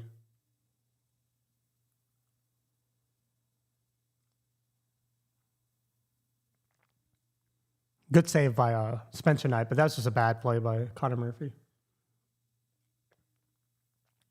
Burakovsky over to Rinzel. Rinzel, long shot, tip, and that's saved by Kevin Lankinen. Connor Bedard with a tip in the blue paint. I thought he played pond hockey, though. I thought he couldn't force his way to the dangerous areas. What? Bedard? Oh, my goodness. The Canucks are going to the power play. Bedard to the box. Holding the stick. I want to see this replay.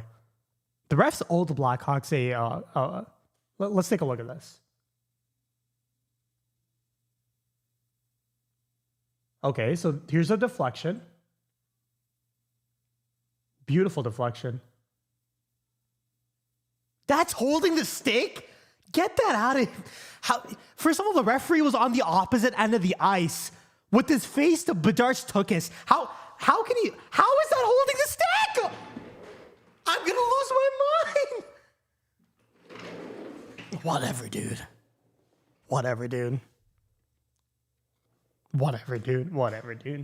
Maybe I'm being stupid. How's that holding the stick? The referee that called it was on the opposite end of the ice as well. How'd you even see that? Whatever. It's Frank Nazar and Tavo Teravainen to start this out where Ilya Mikheyev is. Oh, my God, man. That's just such a sickening way to go down a man for 2 minutes. No, here the Canucks are able to set up. They win the opening faceoff. Pass back to Quinn Hughes.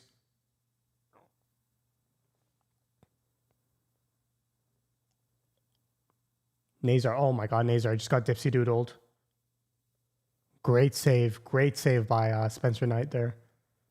Frank Nazar just fell down on his defensive coverage, but they're able to get the puck out thanks to a good save by Spencer Knight. Oh my God, this is just such a disheartening way to go down a man. This is so stupid. Here comes Connor Garland now. Chip and chase, but Connor Murphy gets there first. Don't do something stupid, Connor. Oh, off the back of the net. Uh-oh. Horrible pass. What a save by Spencer Knight. Horrible turnover by Alex Vlasic. Here's Pettersson over to Quinn Hughes in the right circle. Great deflection by Ilya Mikheyev, the only good penalty killer so far. And now that puck is cleared by Nick Foligno.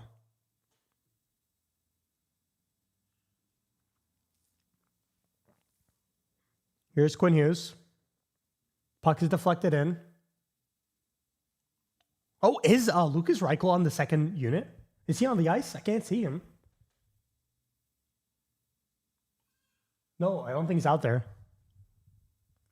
He should request a trade back to Chicago, man. Here's Carlson over to Hughes. Hughes over to Evander Kane. Pass right off the penalty killer, Wyatt Kaiser there. And then a shot is blocked again. Oh, the puck is just kept in. Here's Evander Kane, shoots. Rebound control, buddy. Evander Kane. That puck is almost taken away by Kaiser, but the Canucks are still on the puck.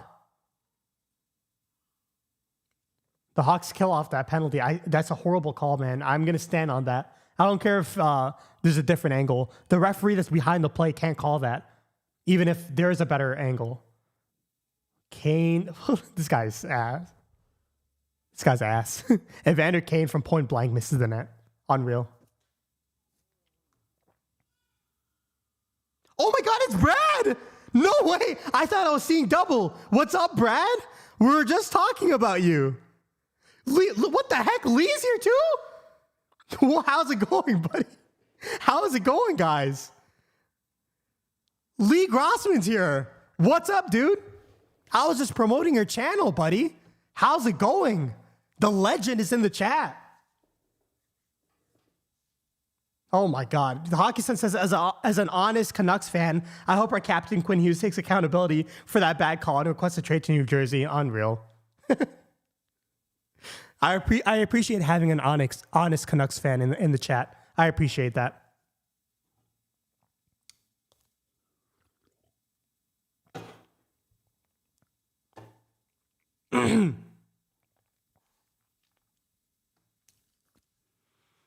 Yeah, it's. Let me see. If I'm the only person who thinks that's a stupid call. Let me zoom out a little bit. BHF is the best person for this stuff.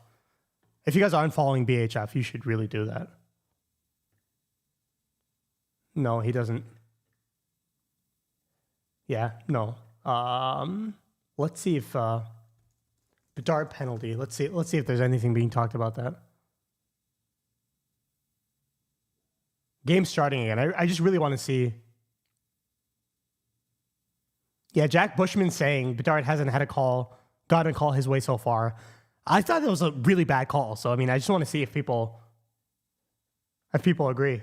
Knight has been great, absolutely. Look at these. Oh my God.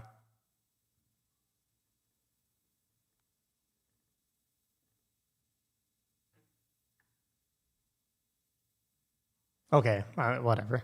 Let's just go back to the game. I thought that was a horrible call, but whatever. Maybe it's just me.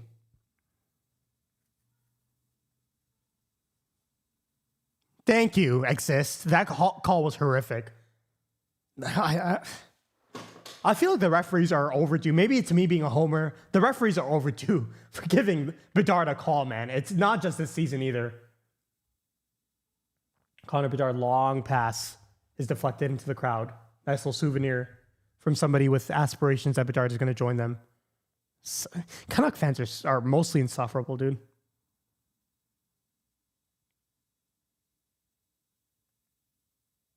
The hockey son. Brad, how did I say your last name without my furniture beginning to float? What an asshole. Oh my God.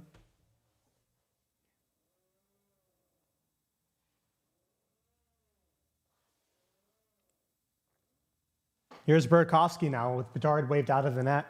But now Bedard, maybe a nice little catch and release, but Burakovsky loses the faceoff. Oh my God, my granola is getting soggy.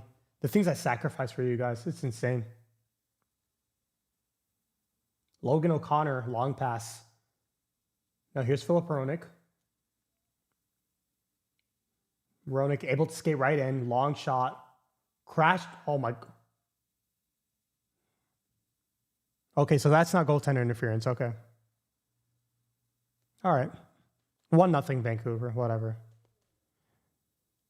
Spencer Knight is on his backside. Of course, that's not goaltender interference, but Tyler Bertuzzi's goal in the last game was. Okay. Yeah. Okay, Drew O'Connor in the blue plane. Of course he is. He gives a whack to Spencer Knight in the chest to get him to his backside to begin with. Of course, that's not goaltender interference. Stupid refs, man.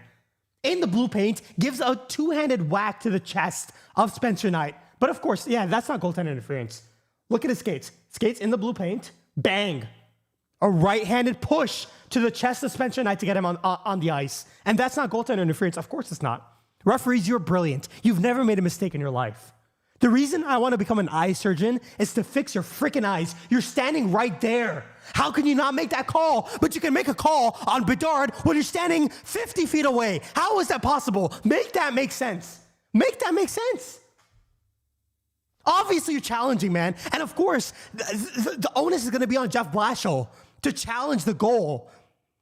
Because obviously, stupid Toronto is going to side, as Canadian fans, they're going to side with the call on the ice, like they've done all season. And the Blackhawks are going to be shorthanded, and the onus is going to be on Jeff Blashill. He's the one who's going to be getting blamed.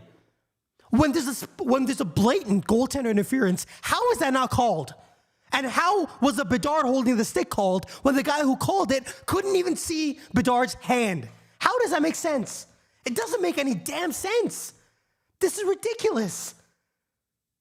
Of course that's not called goaltender interference on the ice. Of course it's not. Of course they need to use the coach's challenge, where if they lose, they get a minor penalty. Of course. What a beautiful league. What a beautiful set of referees. They should be ashamed of themselves. Nothing in the NHL works. No system that was introduced by Gary Bettman works in terms of the on-ice product. It doesn't work. It doesn't make sense. And now they're showing the Bertuzzi goaltender interference. Just ridiculous, man. Of course it's goaltender interference too, of all the calls that it could have been. Oh, great. I wish I had a cheer. Oh my goodness. What a miracle. It was goaltender interference, so the goal is waved off. It's just so stupid, man. I completely agree, Fake Wonder.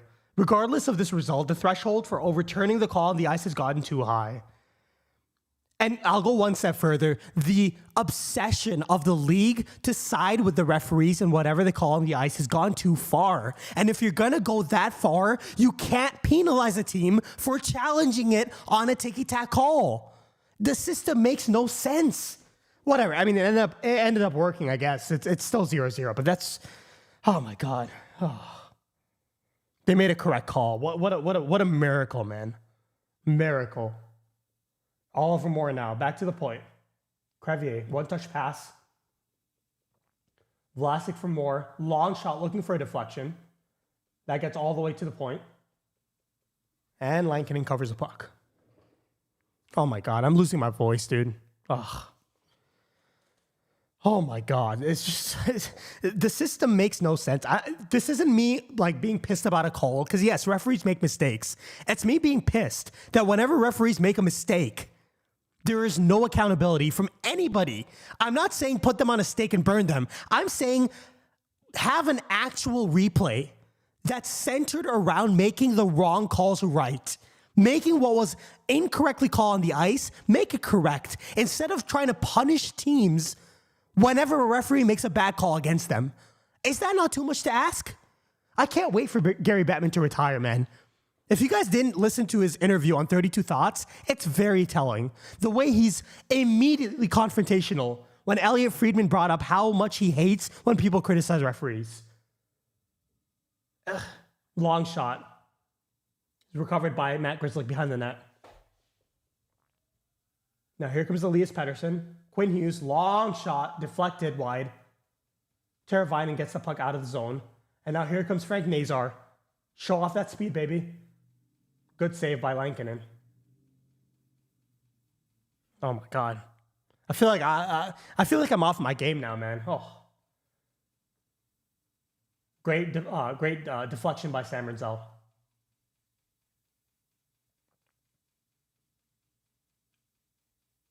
Oh, great pass. Great saves by Knight. Two saves on Knight. Another, oh my goodness. The second line's getting caved in, I'm not going to lie. As a Sam Rinzel. Here's Tyler Myers. Over to Quinn Hughes. Quinn Hughes skating it. Look at that skating, man. Oh my goodness. Tyler Bertuzzi tries to play with him.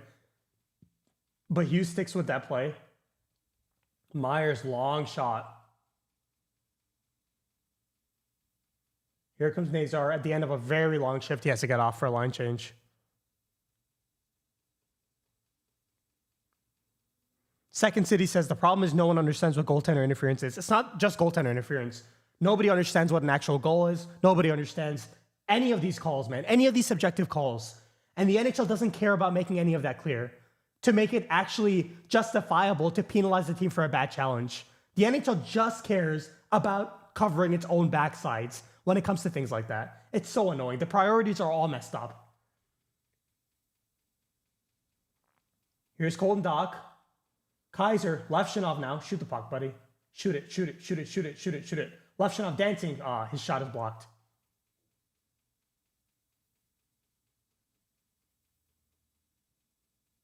Good deflection by Levshinov defensively.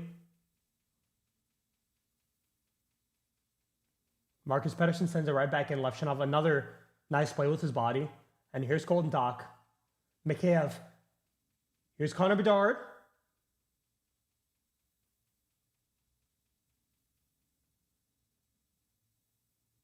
Ryan Green, great little move there to hold on to the puck. Bedard, what a board battle by Bedard.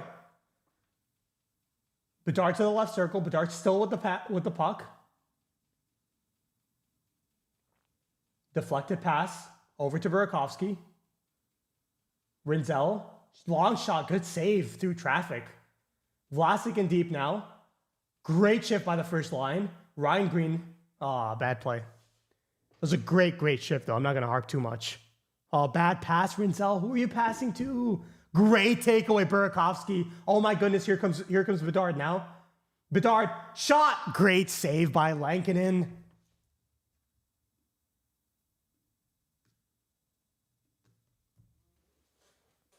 Yerski for Sherwood now. Good save again by Knight. Look at the shots on goal, man. 28-15.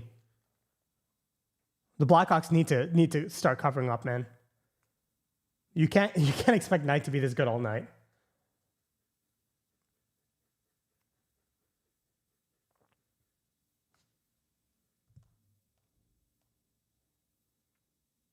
Joseph says, very impressed with Knight so far this year. I didn't know he was that good. I mean, yeah, he'll probably come back down to earth a bit, but he's been spectacular this season.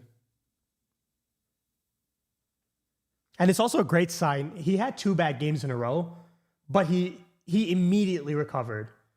He was great against the Kraken, or the last game he played. I don't remember which one it was. And he's been amazing today. Here's Matt Grzelcyk now. Long stretch pass. Teravainen. I'd love Teravainen more to swap positions now. I think it's time to have more with Nazar.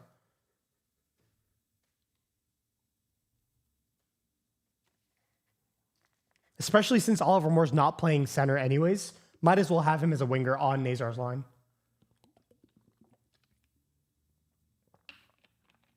And the Blackhawks take a penalty.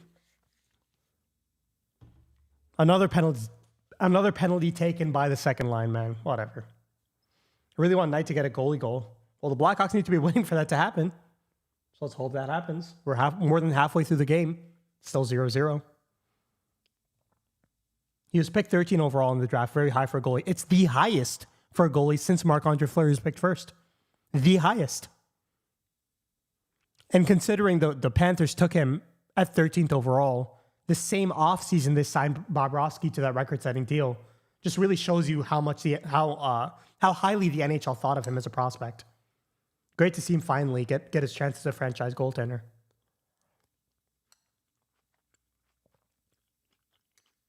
Yep.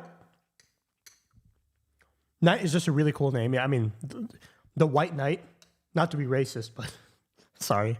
It's late, man. Yeah, but that was a dumb trip. That's what elite players do, man. When Quinn Hughes is dancing on the blue line, it's easy to panic with your stick. Alex, who are you talking about, man? No one loves you. Your family doesn't. Who are you talking about?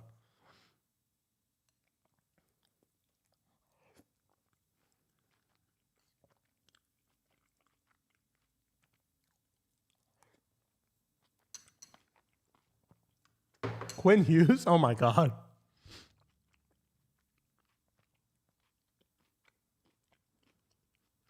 Screaming into the void is crazy. All right, boys, I'm going to be back in literally a minute. All right, I'll be right back.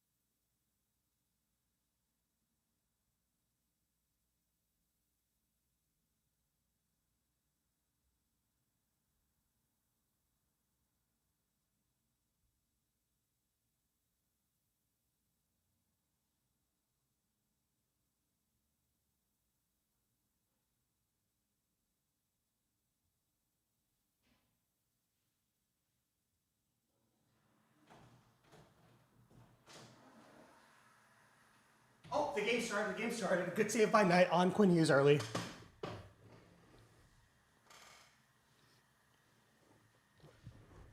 All right, here comes Quinn Hughes through the neutral zone. Almost taken away by Teravainen, but it goes to the opposite end of the ice. Leaves Pettersson. Hot pass to Besser. Here's Quinn Hughes. Perimeter hockey so far. Long shot is soaked up by Spencer Knight. His 32nd save of the evening. 33rd save, I apologize, of the evening, and we're not even through the second period yet. Not a great sign, but so far he's been standing on his head.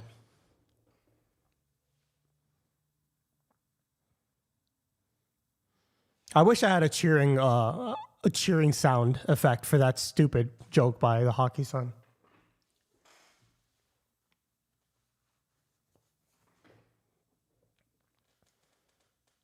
Another good clear by Nick Foligno. This is a weird thing to say because he's not really relevant in the Blackhawks' future.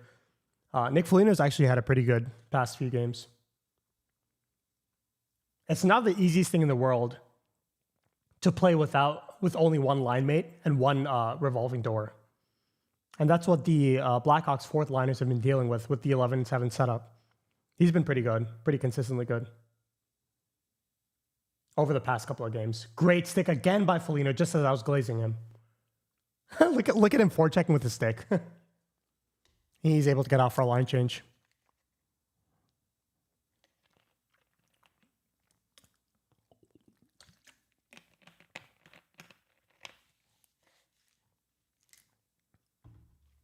Penalties over.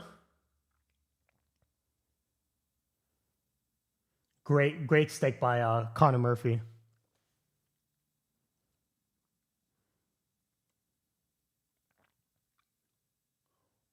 Great pass by Nazar. Connor Murphy. Here's Tyler Bertuzzi. What a pass. Brewers like, what a save by Lankinen. What a play. Get back on defense. Get back on defense, man.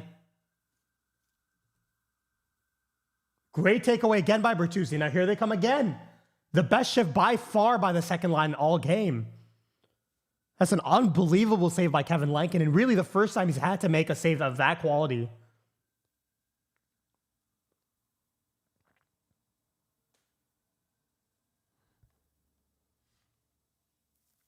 I want to see a replay of that chance, man.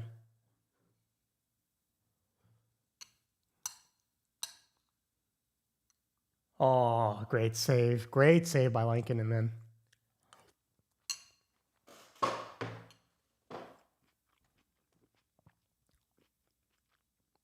All right. See you next time, Second City. Thanks for joining.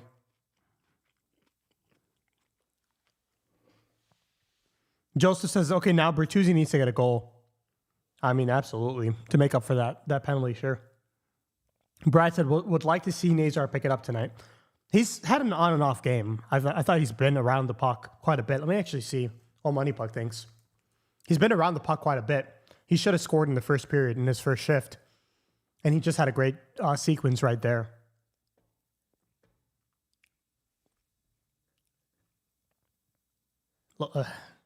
Whatever, dude. Bedard leading in expected goals. Nazar right up there with him, though. And Connor Murphy's third. Oh, my God. Thank God Second City had to hop off. He would be having an aneurysm right now if you could see that.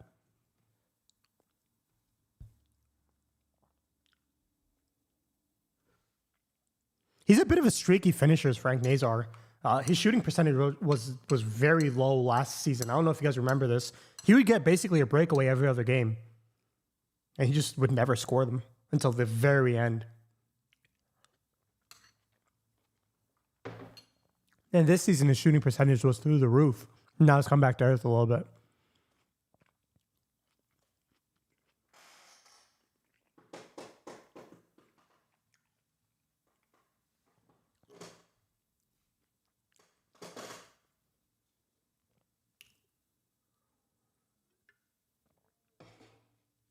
You guys know what I have to do. Let's go to Twitter.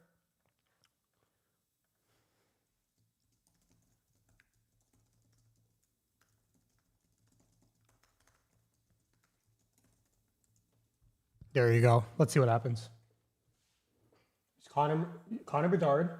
Ryan Green kind of dekes himself out of the play, but gets it back. Levshunov, that almost handcuffed Lankinen too, but he's able to cover up the rebound. I want to see Artem Levshunov get his first goal, man. Bedard's been on a heater today. Just nobody else really has.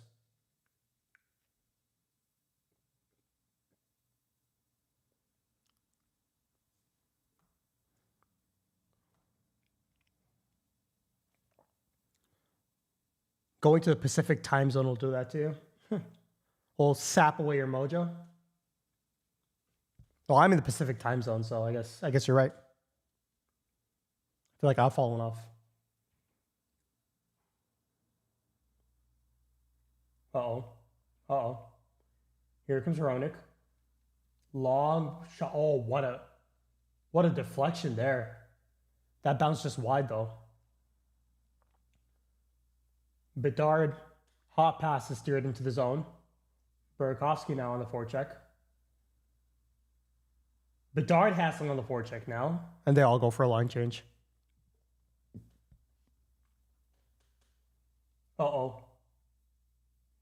What was Rinzel doing there? Where are you going, buddy? Rinzel just went the wrong way for no reason in the defensive zone.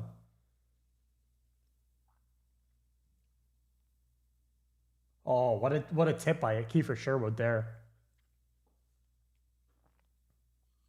I don't think anybody on any of the young players on the blue line had a great game so far. Levshinov's kind of been invisible, but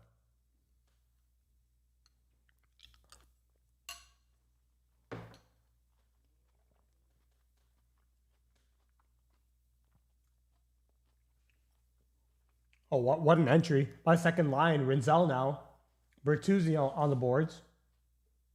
Long shot. Reichel's out there on the ice.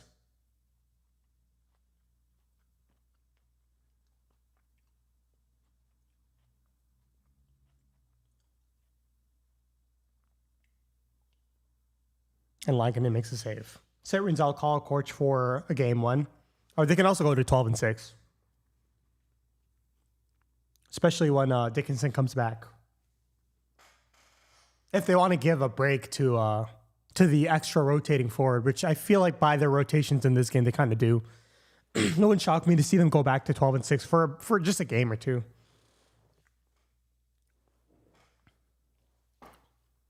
I also wouldn't hate giving Korch a cup of coffee again. He's been pretty good recently in the AHL.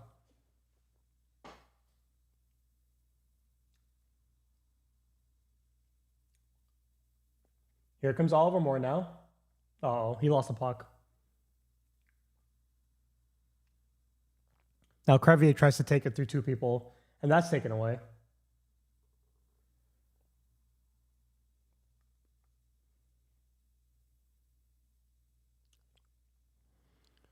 Joseph says, I like what I'm seeing with Rinzel.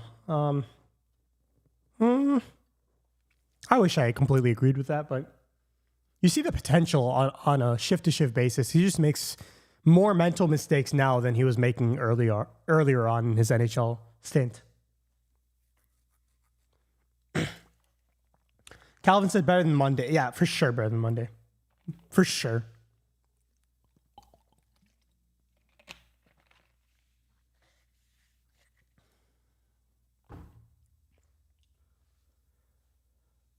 Here come the Canucks the other way. Tyler Myers, fake shot. And a bad pass, gets it out of the zone. 10:30 p.m., boys. The fact that there are 11 people still here, you guys are legends, man. I feel like I'm getting tired too, and I have a Celsius. I should take a sip, get myself jazzed right back up.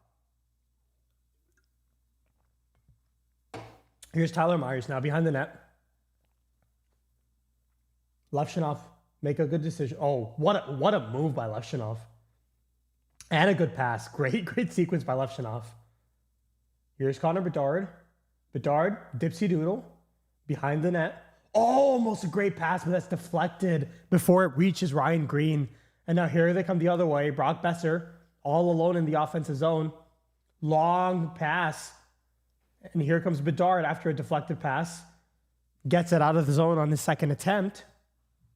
Now here comes Marcus Pettersson. Great hit. Another hit by Colton Dach, who's one of the league's leaders in hits. Why is Bertuzzi double shifting on this fourth line, man? He is not a fourth liner.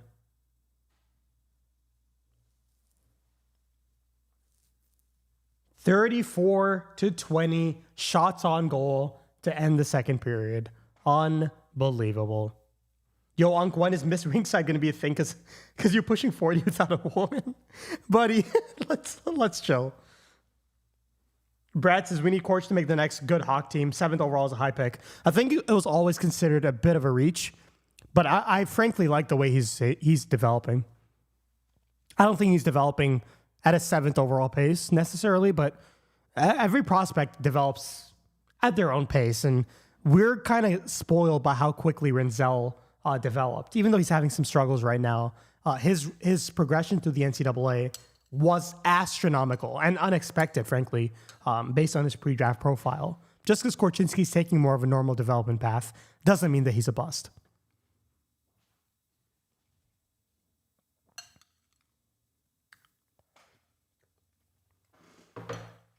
All right, let's finish off the let me see if I can pull it up. Let's finish off the Lee Grossman video, all right? We'll finish off this reaction, and then we'll move on to higher lower. How does that sound, boys? The cadence of, I feel like every single like hockey commenter, it's all like The hockey sense says, what is Korch going to do for the team when he's fully realized? I feel like the offense might not be there. Just because you said that. Oh, wrong website.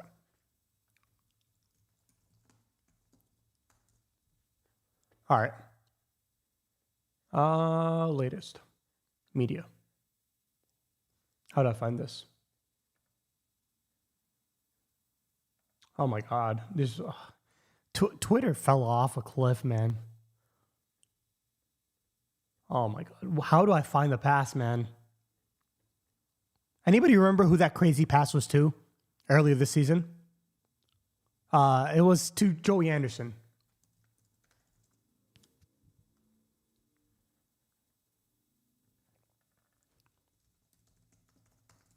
Let me see if I can find that.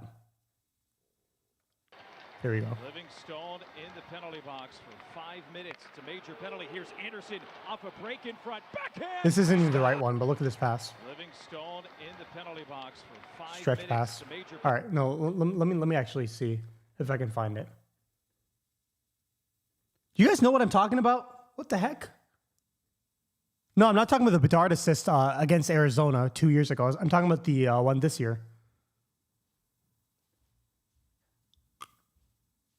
I'm gonna seem vain right now, but Ringside General. I know I tweeted about it.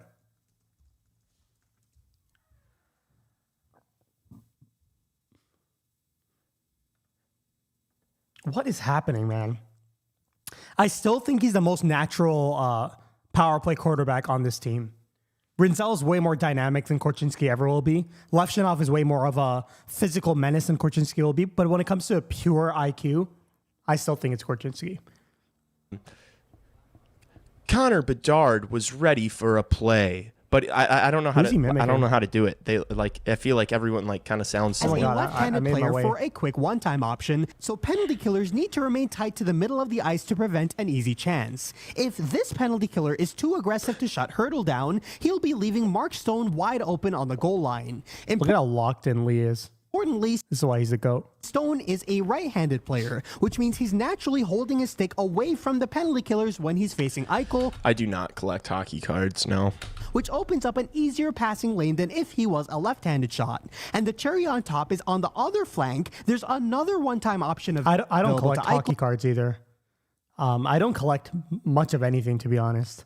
I'm not at a point in my life where I just have spare money to just be like collecting things as a hobby. You know what I mean? In the form of the league's leader in power play goal scoring, Pavel Dorofeev. Now, the reason I really wanted to highlight Dorofeev, I think I could score 30 goals on this Vegas power play in Dorofeev's spot. I don't think so, buddy. But Vegas' power play specifically, as you may be wondering, well, in this power play setup, where 1028. I actually want to pull it up. heck is mid? 1028. Korchinski pass. Hold on. Yeah, something tells me that's not good. Anyways, Korchinski pass.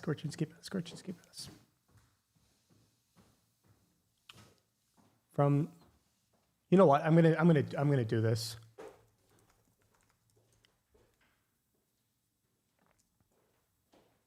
What, dude? Twitter fell off a cliff, man. I don't know what happened recently. Maybe it was Zoran Mamdani winning, but I feel like this website became worse over the past like 2 to 3 days. Korchinski, pass. You said 1028, right? Sorry, that I didn't mean that as a political statement. I meant that as a joke. Please don't go into politics here. October 28, 2024. I know that's you, Alex. Relax. October 28, 2024, 2025. What am I doing? Do you send it to me? Oh my God. All right.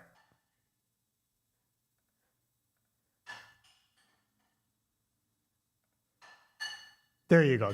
Thank you, Alex. Thompson chases after the puck.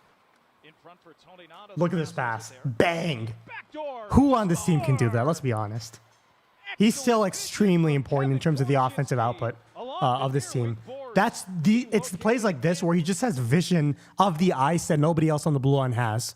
It's plays like that that make me think he's the best power play quarterback of the group.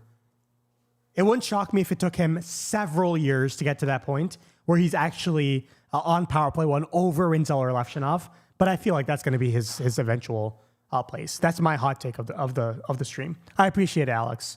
You're actually helpful for once. What the heck was that? All right.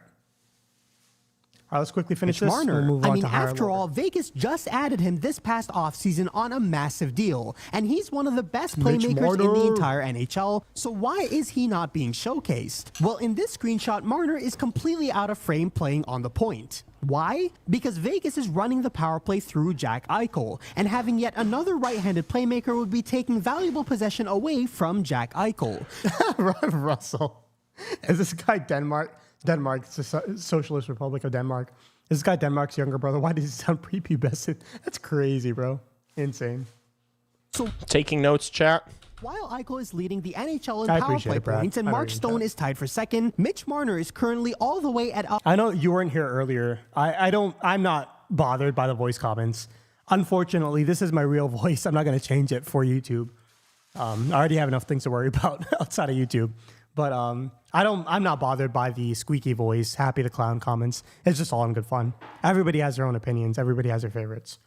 But yeah. 125th in Gotta take your meds and call it a night. You got bingo in the morning. the NHL with only one power play point on the season. It's only when Stone got injured that Marner was moved into a more Oh shit, Dodgers have the bases juiced. Oh, I forgot to With censor only my bad. one out. There you go. favorable position on the I same know, flank Brad, as I know. Eichel. And that's the type of I appreciate it. sacrifice that the Black I appreciate the kind words. It still really hasn't hit me because this is purely a hobby for me. I do this when I don't have too much work in medical school or in real life. I just make the kind of videos that I would enjoy watching. So it's kind of crazy that we were able to hit 1,000 subscribers.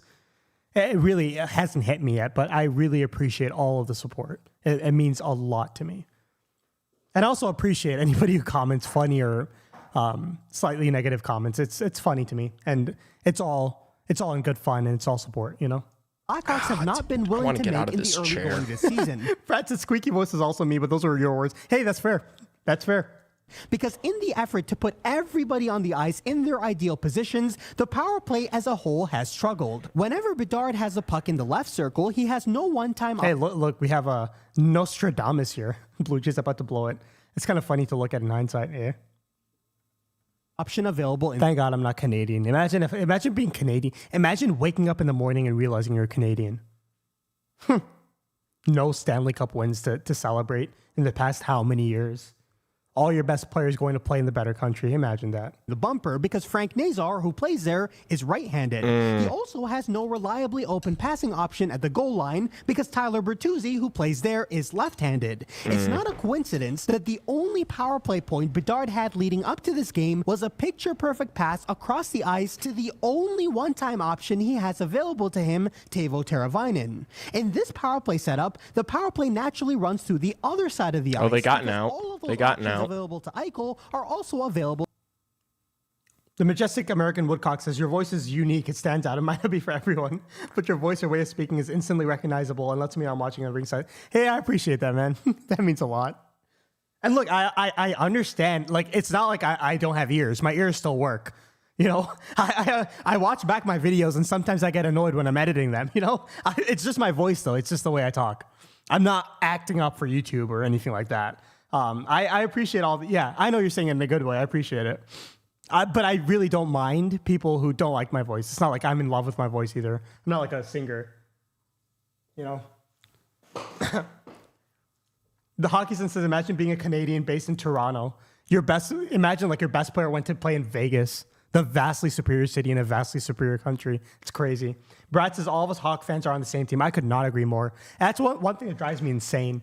You know, I get a lot of people who send me things that are slightly hateful from other people's channels. Like, people who are like, oh my God, this person, they don't do as much research, or, you know, weird comments like that. We're all on the same team, man. We're all team hockey. We're all team Blackhawks. Why don't we just all raise each other up and give each other positive promotion? Why don't we all succeed, man? We're not competing with each other. This isn't just about Lee or about the Second City or anyone specifically. Why don't we all just succeed, right? Why don't we all promote each other? Well, to this player. So thankfully, leading up to the Ottawa. And frankly, like Lee's content specifically, very unique. I genuinely, he's one of very few guys who I try my best not to miss a video from. Because I really don't have time to watch content. Usually over the past year, there's been a trade-off where I watch way less content because I make more content whenever I have free time. But Lee's one guy who I try not to miss. His film breakdowns are very, very, very good. Highly recommend. But also, we all make slightly different content. We have different styles. Watch everybody you want. We don't have enough Blackhawks content out there. It's not like we're competing. Just watch everyone. A game, the Blackhawks picked Bedard up off the left circle and dropped him off to this position, finally facilitating a structure in which Bedard... And the fact that he has a masculine voice and doesn't sound prepubescent, just one added benefit. Can actually run the power play with multiple options whenever he's in possession of the puck. I see. The added bonus... I apologize, the Hockey Sun. Yeah, remember, I am an honest Canucks fan. I'm sorry for not recognizing that. Is that Bedard is lethal with his... Alex says this stream's so fire on mute. This is crazy. This is insane. Oh my God. Let me double check. Yeah, my audio is still working. Alex is just back on his hater train. It's shot okay. when he has time and space. And as a right-handed shot on the right flank, he naturally carries the puck further away from the middle of the ice, which buys him more time to release that shot. Sure. So they're having Betsy play on the right side.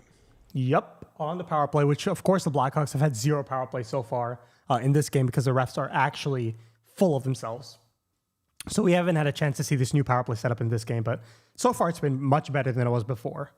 Early enough, with these shrewd coaching moves, the 3 biggest issues plaguing... It looks like we're not going to be able to play higher lower in this intermission, but I'll try to do it in breaks just because I promised we would do it. And then we'll see if we can do some Civ 7 after the game ends. The Blackhawks power play evaporated into thin air. Frank Nazar won the opening draw. I'm actually playing shuffleboard. Burakovsky gathered the puck in the left flank, played You're playing backgammon. pitch and catch with both Bertuzzi and Nazar to create even more space for Bedard to skate into, and then Burakovsky showed off that first line chemistry. It feels, sorry, I forgot to pause. It feels weird watching myself, but it's really cool that somebody who I actually watch is reacting to my videos. It's a cool feeling. He skated down the left flank, found a perfect... If anybody knows anyone else who reacts to my videos, I'm more than happy to react to that on stream too. I think it's pretty funny. Lane and sent a laser of a pass over to the tape of Connor. Yeah, that was a fucking dime, man. Oh, I forgot to censor, my bad. Lee, why'd you have to cuss so much? I run a family-friendly channel here. This is me censoring his cuss words in hindsight. Wait, did the Jays just get out? Look at his glorious mustache, man. If I could grow if I could grow a mustache that good, I probably wouldn't be a faceless YouTuber, man. What a glorious, glorious specimen. Out of that? Look at him picking at it. Okay, I'm going to stop. Wow, the Jays got out of that. I'm so sorry. Holy jeepers. Bedard, who sent an even quicker laser beam straight into the This is what top happens when it's almost 11 p.m., man. My filter goes away. corner. You couldn't skate over there and place the puck with any more accuracy than Bedard shot it, and just like that, he was on the board. Alex's Blue Jays blowing it was so funny. It was also so predictable, man. It's a Toronto team. What else were they going to do? Win the World Series? Yeah, right. Ottawa Dude. responded with I really enjoy the Blue Jays. I'm not gonna lie. I live in I don't live in LA. I lived near LA, so obviously everybody around me was rooting for the Dodgers. But the Blue Jays have a lot of very fun players to watch. Betsy That Celsius is hitting. Oh, speaking of Celsius, let me take another sip. Thanks for reminding me. sniped that shot. pressure to start the second period, but Oh, another fast fact about this video. This is the most, in the process of making this video, was the most caffeine I've consumed in one day, in one night, because it was an all-nighter. Most caffeine I've consumed in one night since, I think, like 2021. I had 600 milligrams of caffeine this one night. I pulled an all-nighter for the video, so I had work, Then I pulled an all-nighter for the video. Then I had work again. Dreadful day of work, but I got through it, and it was worth it. Almost 3 minutes into that period, Bedard had seen enough. This play begins in The Hockey Sun, I'll check out that. You might have to send me that link a bit later when we have some free time on the stream.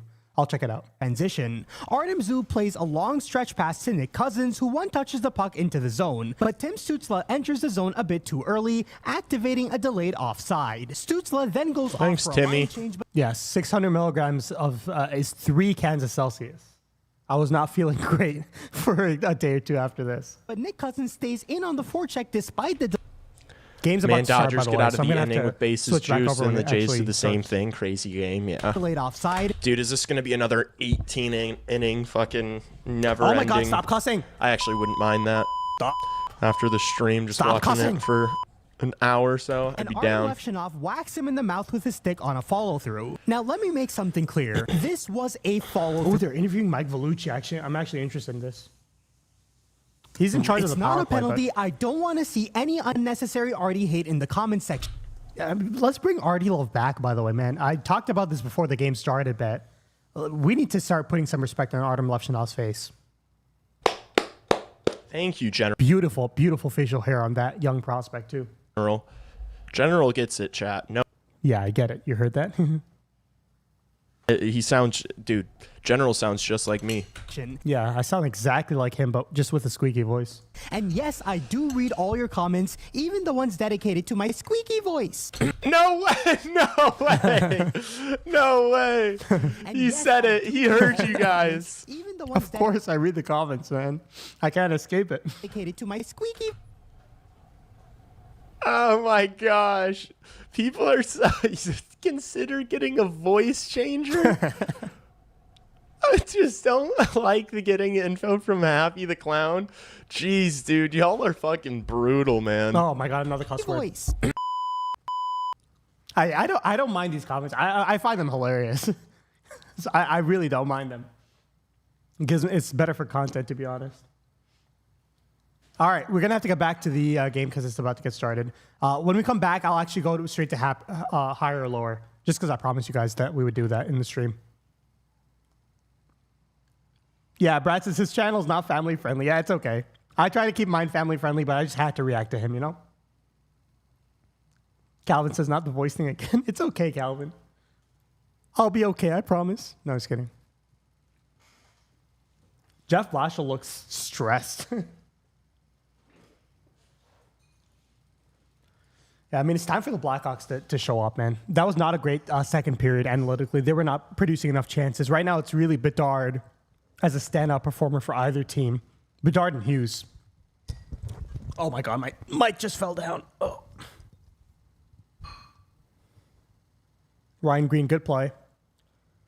Here's Ryan I said Ryan Burakovsky. That's how you know it's late.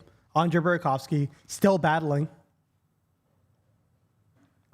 Bedard bank pass, long shot, gives up a rebound to Kevin Lankinen, but nobody home.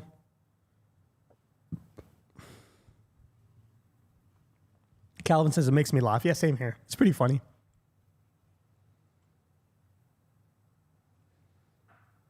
Oh, Alex Vlasic slapper apparently got almost up to 90 miles an hour.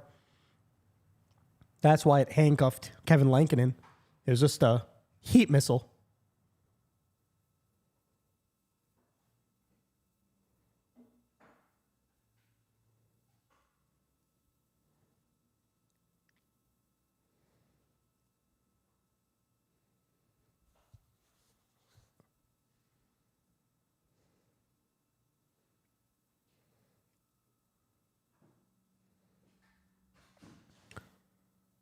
Yep, I hope Levshinov's able to get his goal, man. That would just be such an icing on the cake.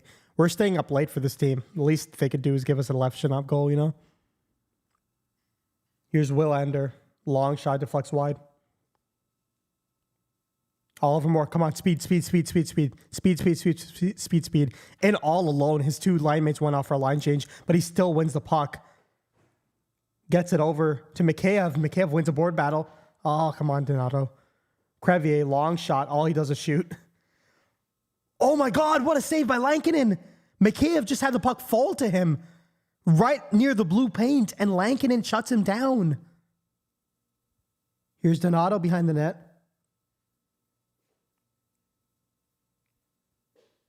Grzelcyk, his shot is blocked. Mikheyev, was that a slash? He wasn't able to get the puck on his backhand. What a hit by Mikheyev. I thought he got slashed there. Or was that an amazing defensive play? I couldn't really tell.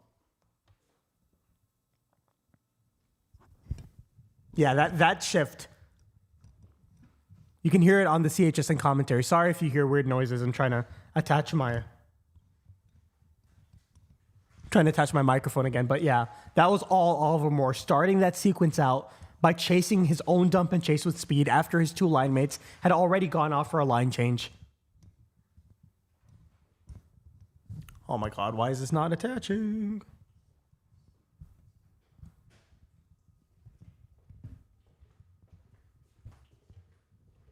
Yeah, I thought that looked like a slash. How is that not called? The Blackhawks have 0 power plays. At the very least, that's enough for a makeup call. Here's Colton Dock now. Oh, Lankinen almost got caught by Dock. Steve Dangle almost had a crash out. Bertuzzi keeps the puck in the zone. Oh, almost a great pass to Foligno. Just out of his reach. Now here's Colton Dock with Bertuzzi again double shifting on that fourth line. Here's Matt Grzelcyk. Sharp angles pass. Shoot, scores! Tyler Bertuzzi opens up the scoring in this one. What a pass by Matt Grzelcyk. From a sharp angle. Goes from high to low. And a perfect tape-to-tape pass. And boy, is Bertuzzi good at that skill. I was actually listening to CHGO and they talked about this. They described this as using himself as a backboard. Look at how low he... that might be coming back. Was that a kicking motion? Goalie interference. Shut up, dude. No, I don't think it's a kicking motion.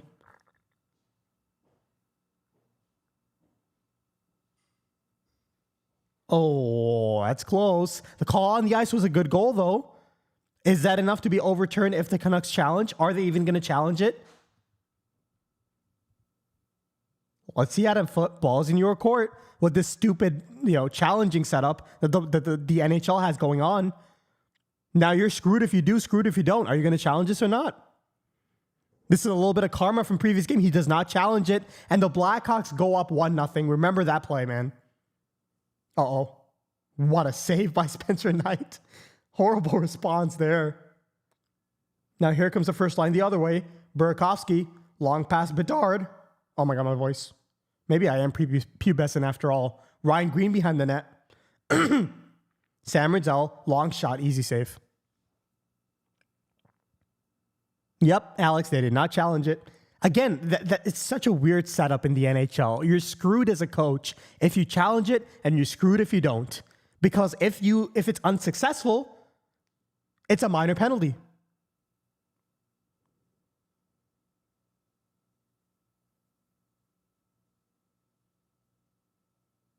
I mean, yeah, whatever. I'm glad we don't have to have this debate and we don't have to have a challenge because the Blackhawks are up 1-0, whether or not that was a kicking motion or not. Great play, Calvin. It's a great play, yeah. Objectively great play. And Bertuzzi's great at doing that. Kane with a hard shot and Spencer Knight fights it off. Here comes Connor Bedard the other way. Oh my God, what a move by Bedard. Bedard, a long backhander, misses the net. But what an entry by Bedard. Here's Sam Rinzel. Rinzel looking for a pass. Burakovsky just got knocked down by the net. No call. Great deflection by Rinzel.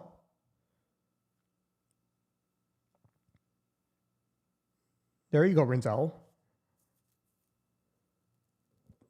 Yep, Joseph Bertuzzi scored. Typical Bertuzzi goal. Just made himself big at the back post. Loki kind of kicked the puck in, but Adam Foote was too scared to challenge. Bit of karma from the previous game where Bertuzzi's goal was disallowed, I guess. Even if it was a kicking motion. There wasn't really a clear angle that showed him kicking the puck off his left skate. Even the broadcast said they thought it went off his right skate, not his left one. But regardless, it counts all the same. And despite being thoroughly outplayed, look at the shots on goal, man. 37-23. But the Blackhawks have the lead. Here comes Nazar. Offensive zone face-off. Teuvo Teravainen over to Levshunov. Levshunov back to Teravainen. Long shot into nothingness. Oh my goodness, Teravainen. Thank God he was able to get it back on that transition play. Otherwise, that would have been a breakaway. Just Teravainen's not been very good recently. Nazar, great stick to keep the puck in the offensive zone, I should say. Bertuzzi with a big hit. Levshunov, aggressive. Oh, I get it up. Here comes DeBrusk with Levshunov out of the play now. I thought that was a good read by Levshunov to activate, but Bertuzzi was unable to get the puck to him. Here's Levshunov under a ton of pressure. Jake DeBrusk putting pressure on him. Not the best pass by Levshunov. Here comes Quinn Hughes.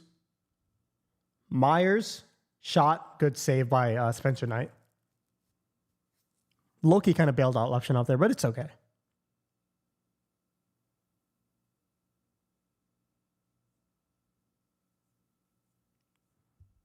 Yeah, the broadcast is saying the exact same thing. Don't keep going D-to-D.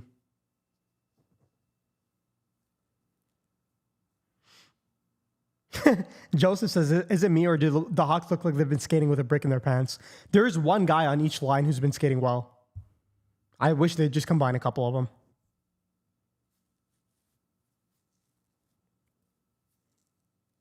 Tyler Myers, long shot. Again, great save by Knight. No rebound. But yeah, Bedard's been skating unbelievably all night. Nazar's been skating pretty well. And Oliver Moore is always going to be skating well. I wish they'd just combine two of them. That second line to me is not working. They've gotten caved in.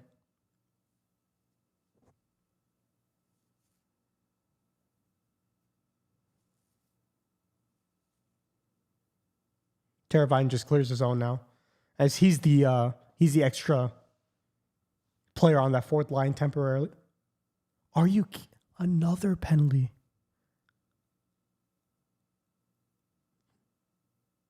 Oh, it's on the Canucks. It's a miracle. You guys heard my voice. I was dejected. That's on the Canucks? Oh, it's a miracle. It's a miracle. Praise God. Oh my God. Unbelievable. The referees actually called. Tyler Myers. That was a low-key smart play. I'm surprised the refs called that, but you know what? They've been due for that for a while. Technically, it is interference. You can't just skate into Colton Dach when he's on the forecheck. But that happens a lot in the NHL. It usually doesn't get called, but I'm very glad they called it. Oh my God! Artem Levshunov, power play one! Artem Levshunov's playing power play one time. This is not a drill. Artem Levshunov is on the first power play unit. Here's Levshunov now. This is his one big weakness on those drop passes. A horrible pass. Oh my God. Levshunov, no, you're doing so good. Please. It's a horrible drop pass. Levshunov, don't do that ever again, please. It's going to be the quickest demotion in history, bro. God. Oh my God, please. Oh, I can't believe his first ever pass on power play one was a horrible one. That's so funny. Here's Burakovsky, long shot. Gets it back. Here's Levshunov. Connor Bedard. Oh my goodness, Bedard to Bertuzzi. The exact same play. Bertuzzi makes it 2-0. Oh my goodness, it's like deja vu. Is Adam Foote going to challenge this one? I want to look at this replay too. But Tyler Bertuzzi makes it 2-0, and suddenly Bertuzzi, of all players, is on hat-trick watch. Bedard gets his point, by the way. It's a 6-game point streak for Connor Bedard. It's a cheat code. How do you defend that? You can't. No, that's a great pass by Bedard too. Ridiculous pass. Across the grain. Look at the power he got into. No, that's a clean goal. That's off his stick. That's a clean goal. 2-0 Hawks. Now Adam Foote's wishing he challenged the first one. 13 minutes and 14 seconds left to get a hat trick, man. Let's go. Yeah, Bedard's been unbelievable tonight, and he finally gets his point. Fake Wonder says, RIP left power play 1, November 5th to November 5th. What a horrible start. But hey, the power play 1 is 1-for-1 with Levshinov on that unit. They don't ask how, they ask how many. RIP left power play 1. That is so funny. Obsolete Ostrich, hey, welcome in, man. Joining you late, buddy. It's 11 p.m. You got Unhinged Ringside General. Got the stream synced up. Glad to be here. Hey, it's good to have you, man. Welcome in. It's so funny. I can't believe it. We were glazing Levshinov all of pregame. We were talking about how he deserves more love, and he's had a pretty invisible / solid game. The first moment they increase his usage by putting him on power play 1, he goes and does that.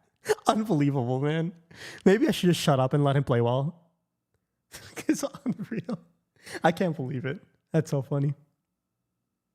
All right, I promise that every break we're going to go to higher lower. So let's go to higher lower, and we'll get right back to the game when it starts. All right. I love you, Lee, but it's time for higher lower. All right. Classic. Indeed. How many people are looking for jobs? Actually, yeah. How many people are looking for jobs versus window cleaners? This has to be lower. I'm not even going to ask for your opinions. It's definitely way lower. Yep. There it is. Barcelona is definitely higher. Yep. Oh, Liar's Dice. You want me to play that? I'll play that next ad break. All right. Barcelona versus Jeremy Clarkson. Clarkson retired. I mean, Top Gear and Grand Tour don't exist anymore. They used to have a chokehold on the Ringside General, man. When I was a teenager, I would watch hours of Top Gear every single day. But right now, it's definitely lower. He's one of the most underrated. I forget what he does off the show, but on the show, one of the most underrated presenters in all of television. Celebrini another 3.9. I don't bring that negativity here. All right, let's get back to the game. I don't want to see this negativity from you, Alex. Clarkson's Farm is great. Yeah, I only watched 1 or 2 episodes of that, but it's just really very interesting. It's very interesting to see a character like Jeremy Clarkson just farming and chilling. It's pretty funny. But I only watched an episode or 2. Here come the Canucks now. Quinn Hughes, bust. He just juggles the puck out of the zone. Here's Oliver Moore now, behind the net. Nick Mikheyev, back to Oliver Moore.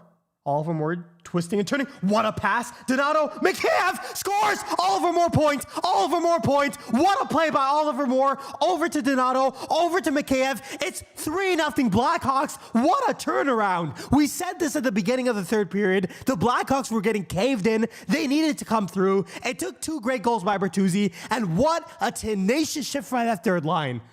Look at Oliver Moore and Mikheyev work down low. They worked for every inch of the ice right there.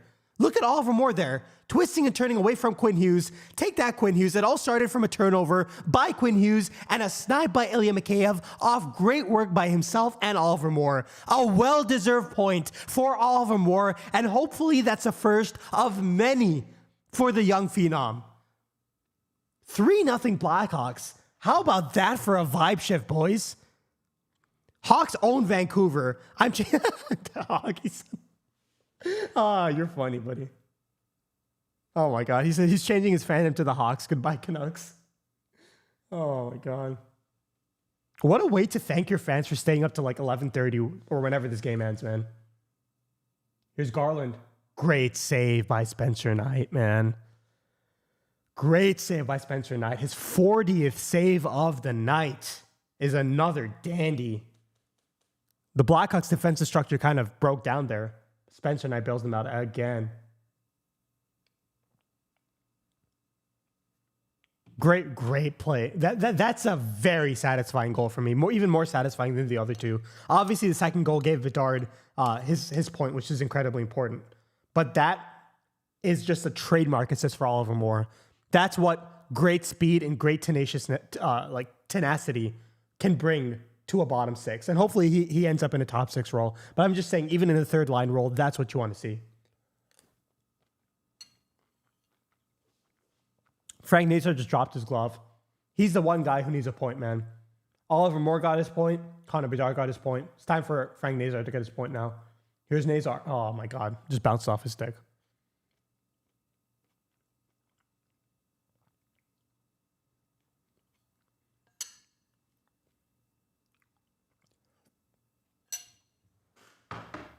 Yeah, obsolete ostrich. I'm not saying a thing, man. I'm not saying a thing. Yeah, I titled this Revenge. I'm not saying a thing, man. My lips are sealed, all right? I have already said my piece, and I'm done talking. But I'm not done drinking Celsius, so let me take another sip.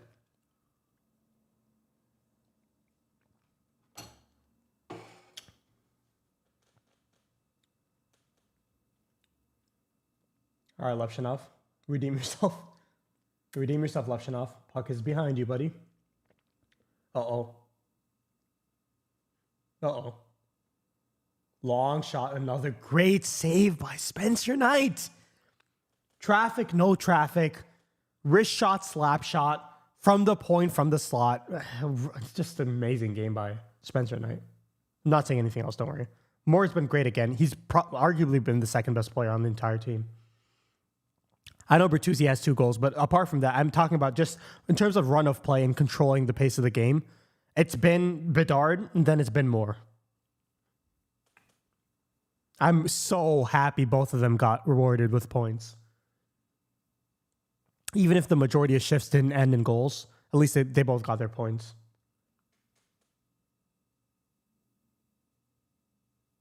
They're making fun of Artie for the drop pass again. Poor guy, man. He was just starting to do well. He just got the trust of Blashill, and there it goes. Here's Marcus Pettersson now.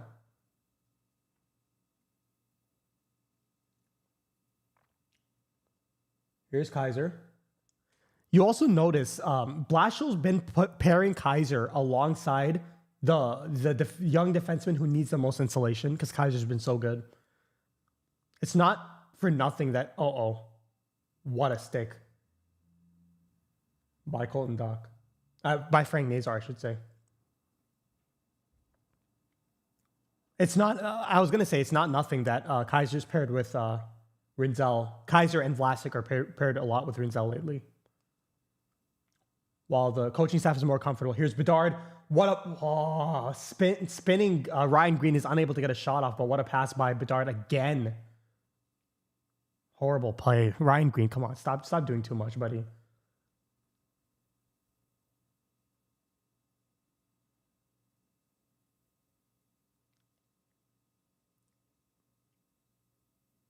That's bad. That's a bad play by Artem Levshinov. Connor Bedard gave it away. Levshinov activated a bit too early. Just want to point that out. Nothing crazy. I'm just saying. Here's Vlasic in a board battle.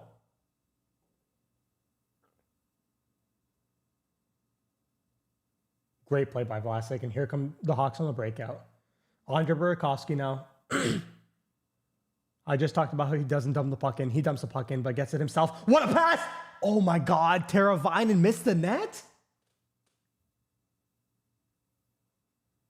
Was that saved or did he miss the net?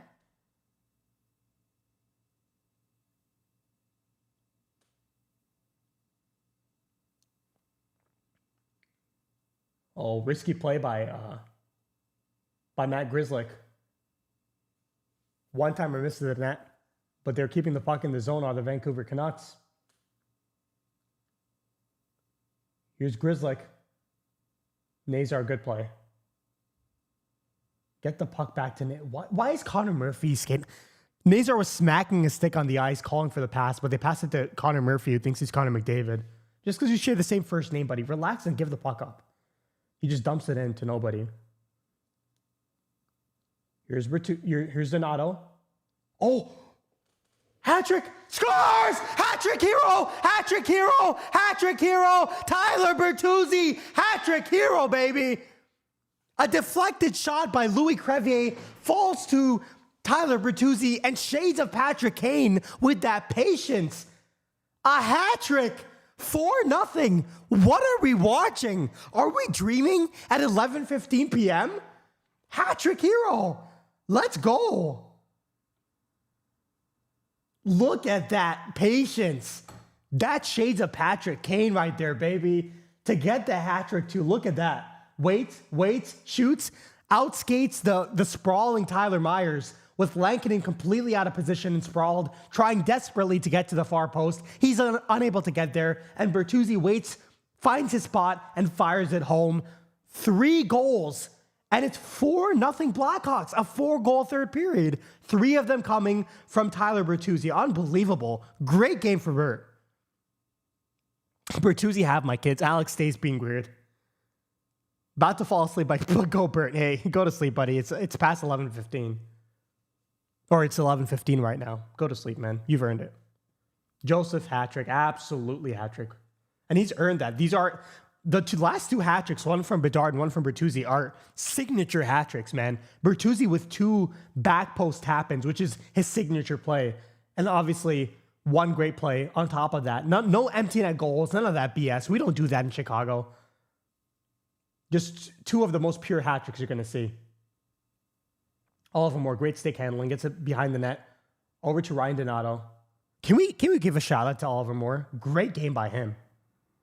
He only has 1 point to show for it. But first of all, it was a beautiful point. Second of all, he's been noticeable all game positively. Yeah, Brad says, now I know why Blashill was double shifting him. Yeah, he shut me up too. Here's Evander Kane. Into the zone. Alex Vlasic now behind the net. Unable to get the puck out. Elias Pettersson sends it back to the point. Now here's Quinn Hughes. Quinn Hughes, long shot. Deflects wide. Teuvo Teravainen, almost a good pass. Over to Nick Foligno. Nick Foligno versus Quinn Hughes. Who wins that skating competition? It's the easiest play of Quinn Hughes' career to shake off Nick Foligno. Joseph says, guess I got my wish times 3. Absolutely, man. Burakovsky long pass. Here's Levshinov leading the rush. Oh, 2-on-1. 2-on-1. Levshinov shoots and it's blocked. Buddy, come on, man. I know you're chasing your goal, but come on, buddy.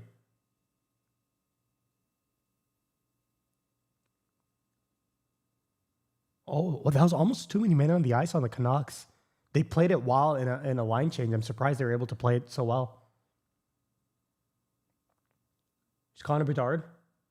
Just sends the puck in smartly with 2 forecheckers on him. They're able to get the puck out now. Here come the Vancouver Canucks. Jake DeBrusk. Oh, was that deflected? Either deflected by Rinzel or by Spencer Knight there. Teravainen just gets the puck out, man. Ridge, hey, welcome in, Ridge. It's a new name. Let's go Hawks. Absolutely, man. 4-0. Oh, I can't say anything else. I promise Ostrich I won't say anything else. I can't say anything else. You know what? 5:45 left in this game. It's 4-0 Blackhawks. Let's win this game, man. Let's see this home. Rinzel, stop falling down, buddy. Stop falling down, buddy. Oliver Moore, great takeaway. Oh, beautiful pass. Nazar. Back to Oliver Moore. They're playing together finally. Oliver Moore fell down. He might be hurt. Slow to get up. They're playing some desperate defense here, but good save by Spencer Knight there. Uh-oh. Oliver Moore just labored to the bench. He might be hurt. That would suck. Oh, that would suck. I hope he's not hurt, man. That would suck. Joseph, shut up. Thanks for joining and everything, but shut up.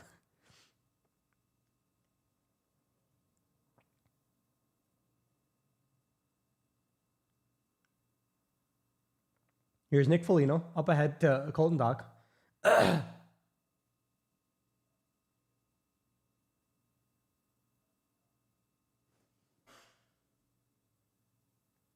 Now here come the Canucks the other way. Yeah, just started talking about Todd Bertuzzi and what do you know? Yeah, there you go. Hat trick for Tyler. You can take credit for that now. You are legally allowed to. Oh, great takeaway. Burakovsky, get your goal, buddy. Oh, and they're unable to get it back to Nick Foligno. Now it's Burakovsky double shifting. They're really changing who is that 12th forward. I'm using air quotes there. Along that fourth line, you saw Bertuzzi there, you saw Teravainen there, you saw Bedard there, you saw Nazar there, and now you saw Burakovsky there as well. Here's Bedard. Oh, good save by Lankinen. That's one thing we're missing, a Bedard goal. Bedard goal and Frank Nazar assist. Those are my two, or Frank Nazar point. Those are my two wishes. All right, let's get back to, let me go back up and let's see what Hockey Sun is. It's saying the page is not found, Hockey Sun. You might have sent the wrong link. If you can double check the link, I'll send it back. All right, Jeremy Clarkson or NASA. NASA should be higher. Yeah, way higher. All right. Let's lock in, boys. The Stand by Stephen King or NASA, lower. Easily. Carpenter or this higher? Yeah, more people need a carpenter. Nobody needs to read a stupid book. Yeah, they're evening out the ice time. Exactly, Ostrich. They haven't been doing that in previous games, which is always the weakness of the 11-7. You're definitely giving one or two forwards way more ice time, and over the span of the season, it really starts to add up. I'm glad they're doing that to help with Bedard's usage a little bit. Yeah, some other time. We'll do it next stream. Don't worry. Why does bum-ass Lankinen save only Betsy shot? All right, Alex. It's past your bedtime, buddy. Candy Crush Saga has to be lower. What is Candy Crush Saga? What the heck is that? All right, Colgate Red. Okay. The Royal Family or Red Hot Chili Peppers. All right, what do we think, boys? Higher or lower? Probably going to have to go back to the game right after this, but higher or lower? I've heard of Candy Crush, but how the heck does it have 7 million searches?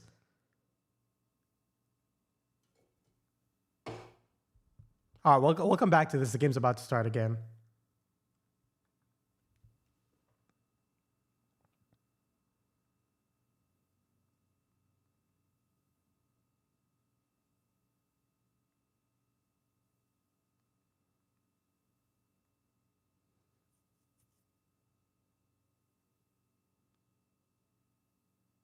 Bedard, left Shinov crashing the net. He wants his goal. Bedard, another unbelievable play. Left Shinov behind the net, wheeling and dealing and falling almost. Left Shinov, get back, buddy. Use that athleticism, baby. Here comes Burakovsky now. Blackhawks are coming in waves now. Ryan Green fumbling the puck again. Burakovsky, puck just bounces over his stick, and now here come the Canucks. Oh, almost a great step up by Left Shinov, but he leaves a 2-on-1 the other way. Here they come. Ratu scores. There goes the shutout. Yeah, Left Shinov, that's not your finest moment either, buddy. Not a good third period for Left Shinov. I know he didn't get a shutout, but can we give a shout out to Spencer Knight? Bad play by Left Shinov. If you step up that aggressively, knowing there's a 2-on-1 behind you, you have to make sure you get that puck. That's just a bad play. I know it's unfortunate that the puck was bouncing, but still, you need to make that read in this scheme. Because if you let a 2-on-1 the other way, it is your fault. And that was Left Shinov's fault. It's that simple. Right to the gulag. Yep. Back to the same usage. That sucks. That sucks for Spencer Knight. What a game by him, though. His goal saved above expected is going to be wild after this one.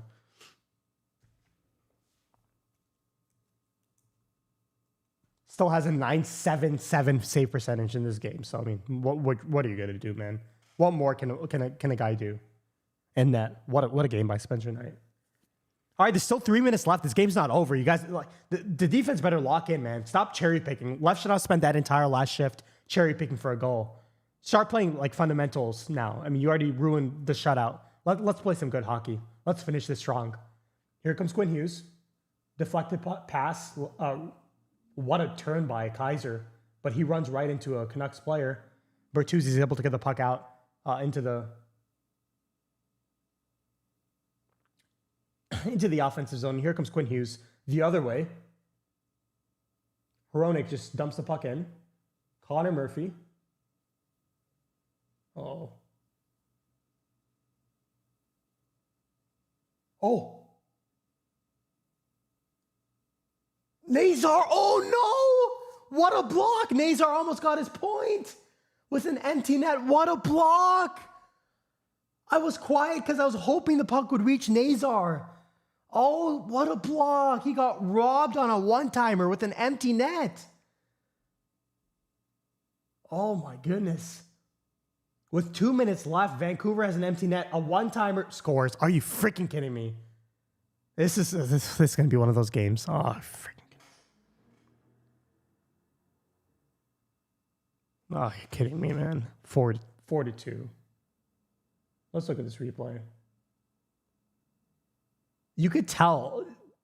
Oh, just right through Spencer Knight. Ugh. Kind of a partial screen by Frank Nazar. You can't blame him because he's almost at the point trying to block that shot. But yeah, that's not a good goal by Spencer Knight. And it's of course it's a Vander freaking Kane. Are you kidding me, dude? Spent the entire pregame slandering that dude, and of course he shows up. 2 minutes. Oh my God. Oh, okay.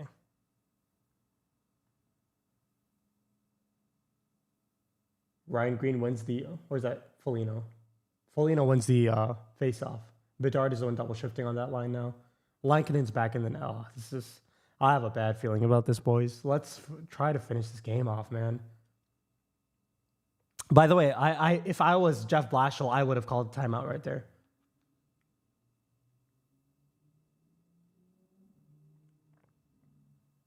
Kevin Lankinen's back at the net. Come on. Mikheyev ices the puck. Yeah, stress right now. You and me, Ben. You and me. Icing shoot. I mean, oh, here we go, man. It's going to be one of those games, isn't it?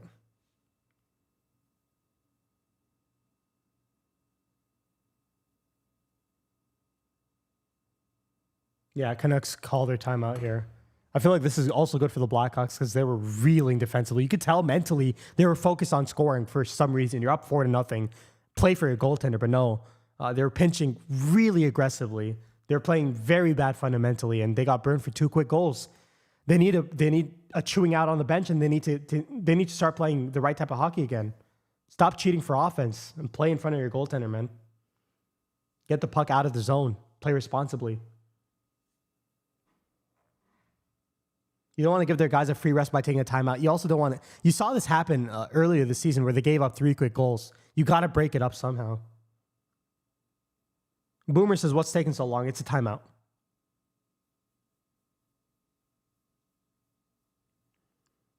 Ostrich says, "Let's get Knight a goalie goal." Oh, I wish. That would be so awesome. It's a way to reward him for his team falling apart in front of him. That's crazy. Bedsy will score his empty net. 1 minute, 23 seconds of frantic hockey left in this game. I feel like we all are unable to function. It's 11:30. This is too much emotions for us at this time in the night. Here's Quinn Hughes. Oh, great takeaway. Mikheyev, get it out. Mikheyev, get it out. Mikheyev, get it out. They get it out. Bedard. Oh, he almost took it away from Quinn Hughes there. All of a sudden, Bedard doesn't have a huge skating disadvantage. Spencer Knight. Oh my God, Bedard is going to get his goal. Spencer Knight assists. He didn't get his goal. He went for his goal there. Credit to Spencer Knight. But there you go. Bedard finally gets his goal in front of his hometown fans. Primary assist for Spencer Knight. We'll take that, boys. 5-2. Finally putting an unnecessarily tense game at the end to rest. Great reception of the pass. That little spinning play. Just putting Quinn Hughes on his back pocket. Beautiful play. I wish they celebrated next to Spencer Knight, man. He's been spectacular. There you go, Boomer. You called it. Connor Bedard is a bad boy. Yep. Ostrich, you also called it. You said Knight should get a point, and there it is. Primary assist, too.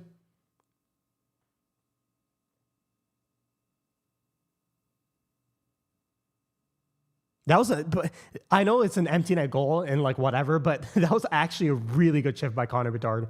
On the forecheck, he almost took the puck away from Quinn Hughes way earlier with a tenacious forecheck. And then he rewards himself for the goal. That's Connor Bedard's first empty net goal of the season, too.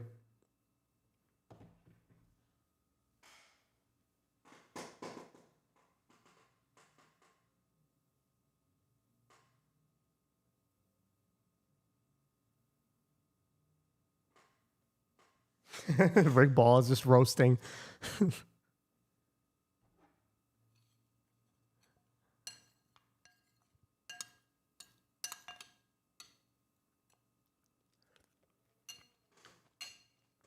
Nice win. Who's next?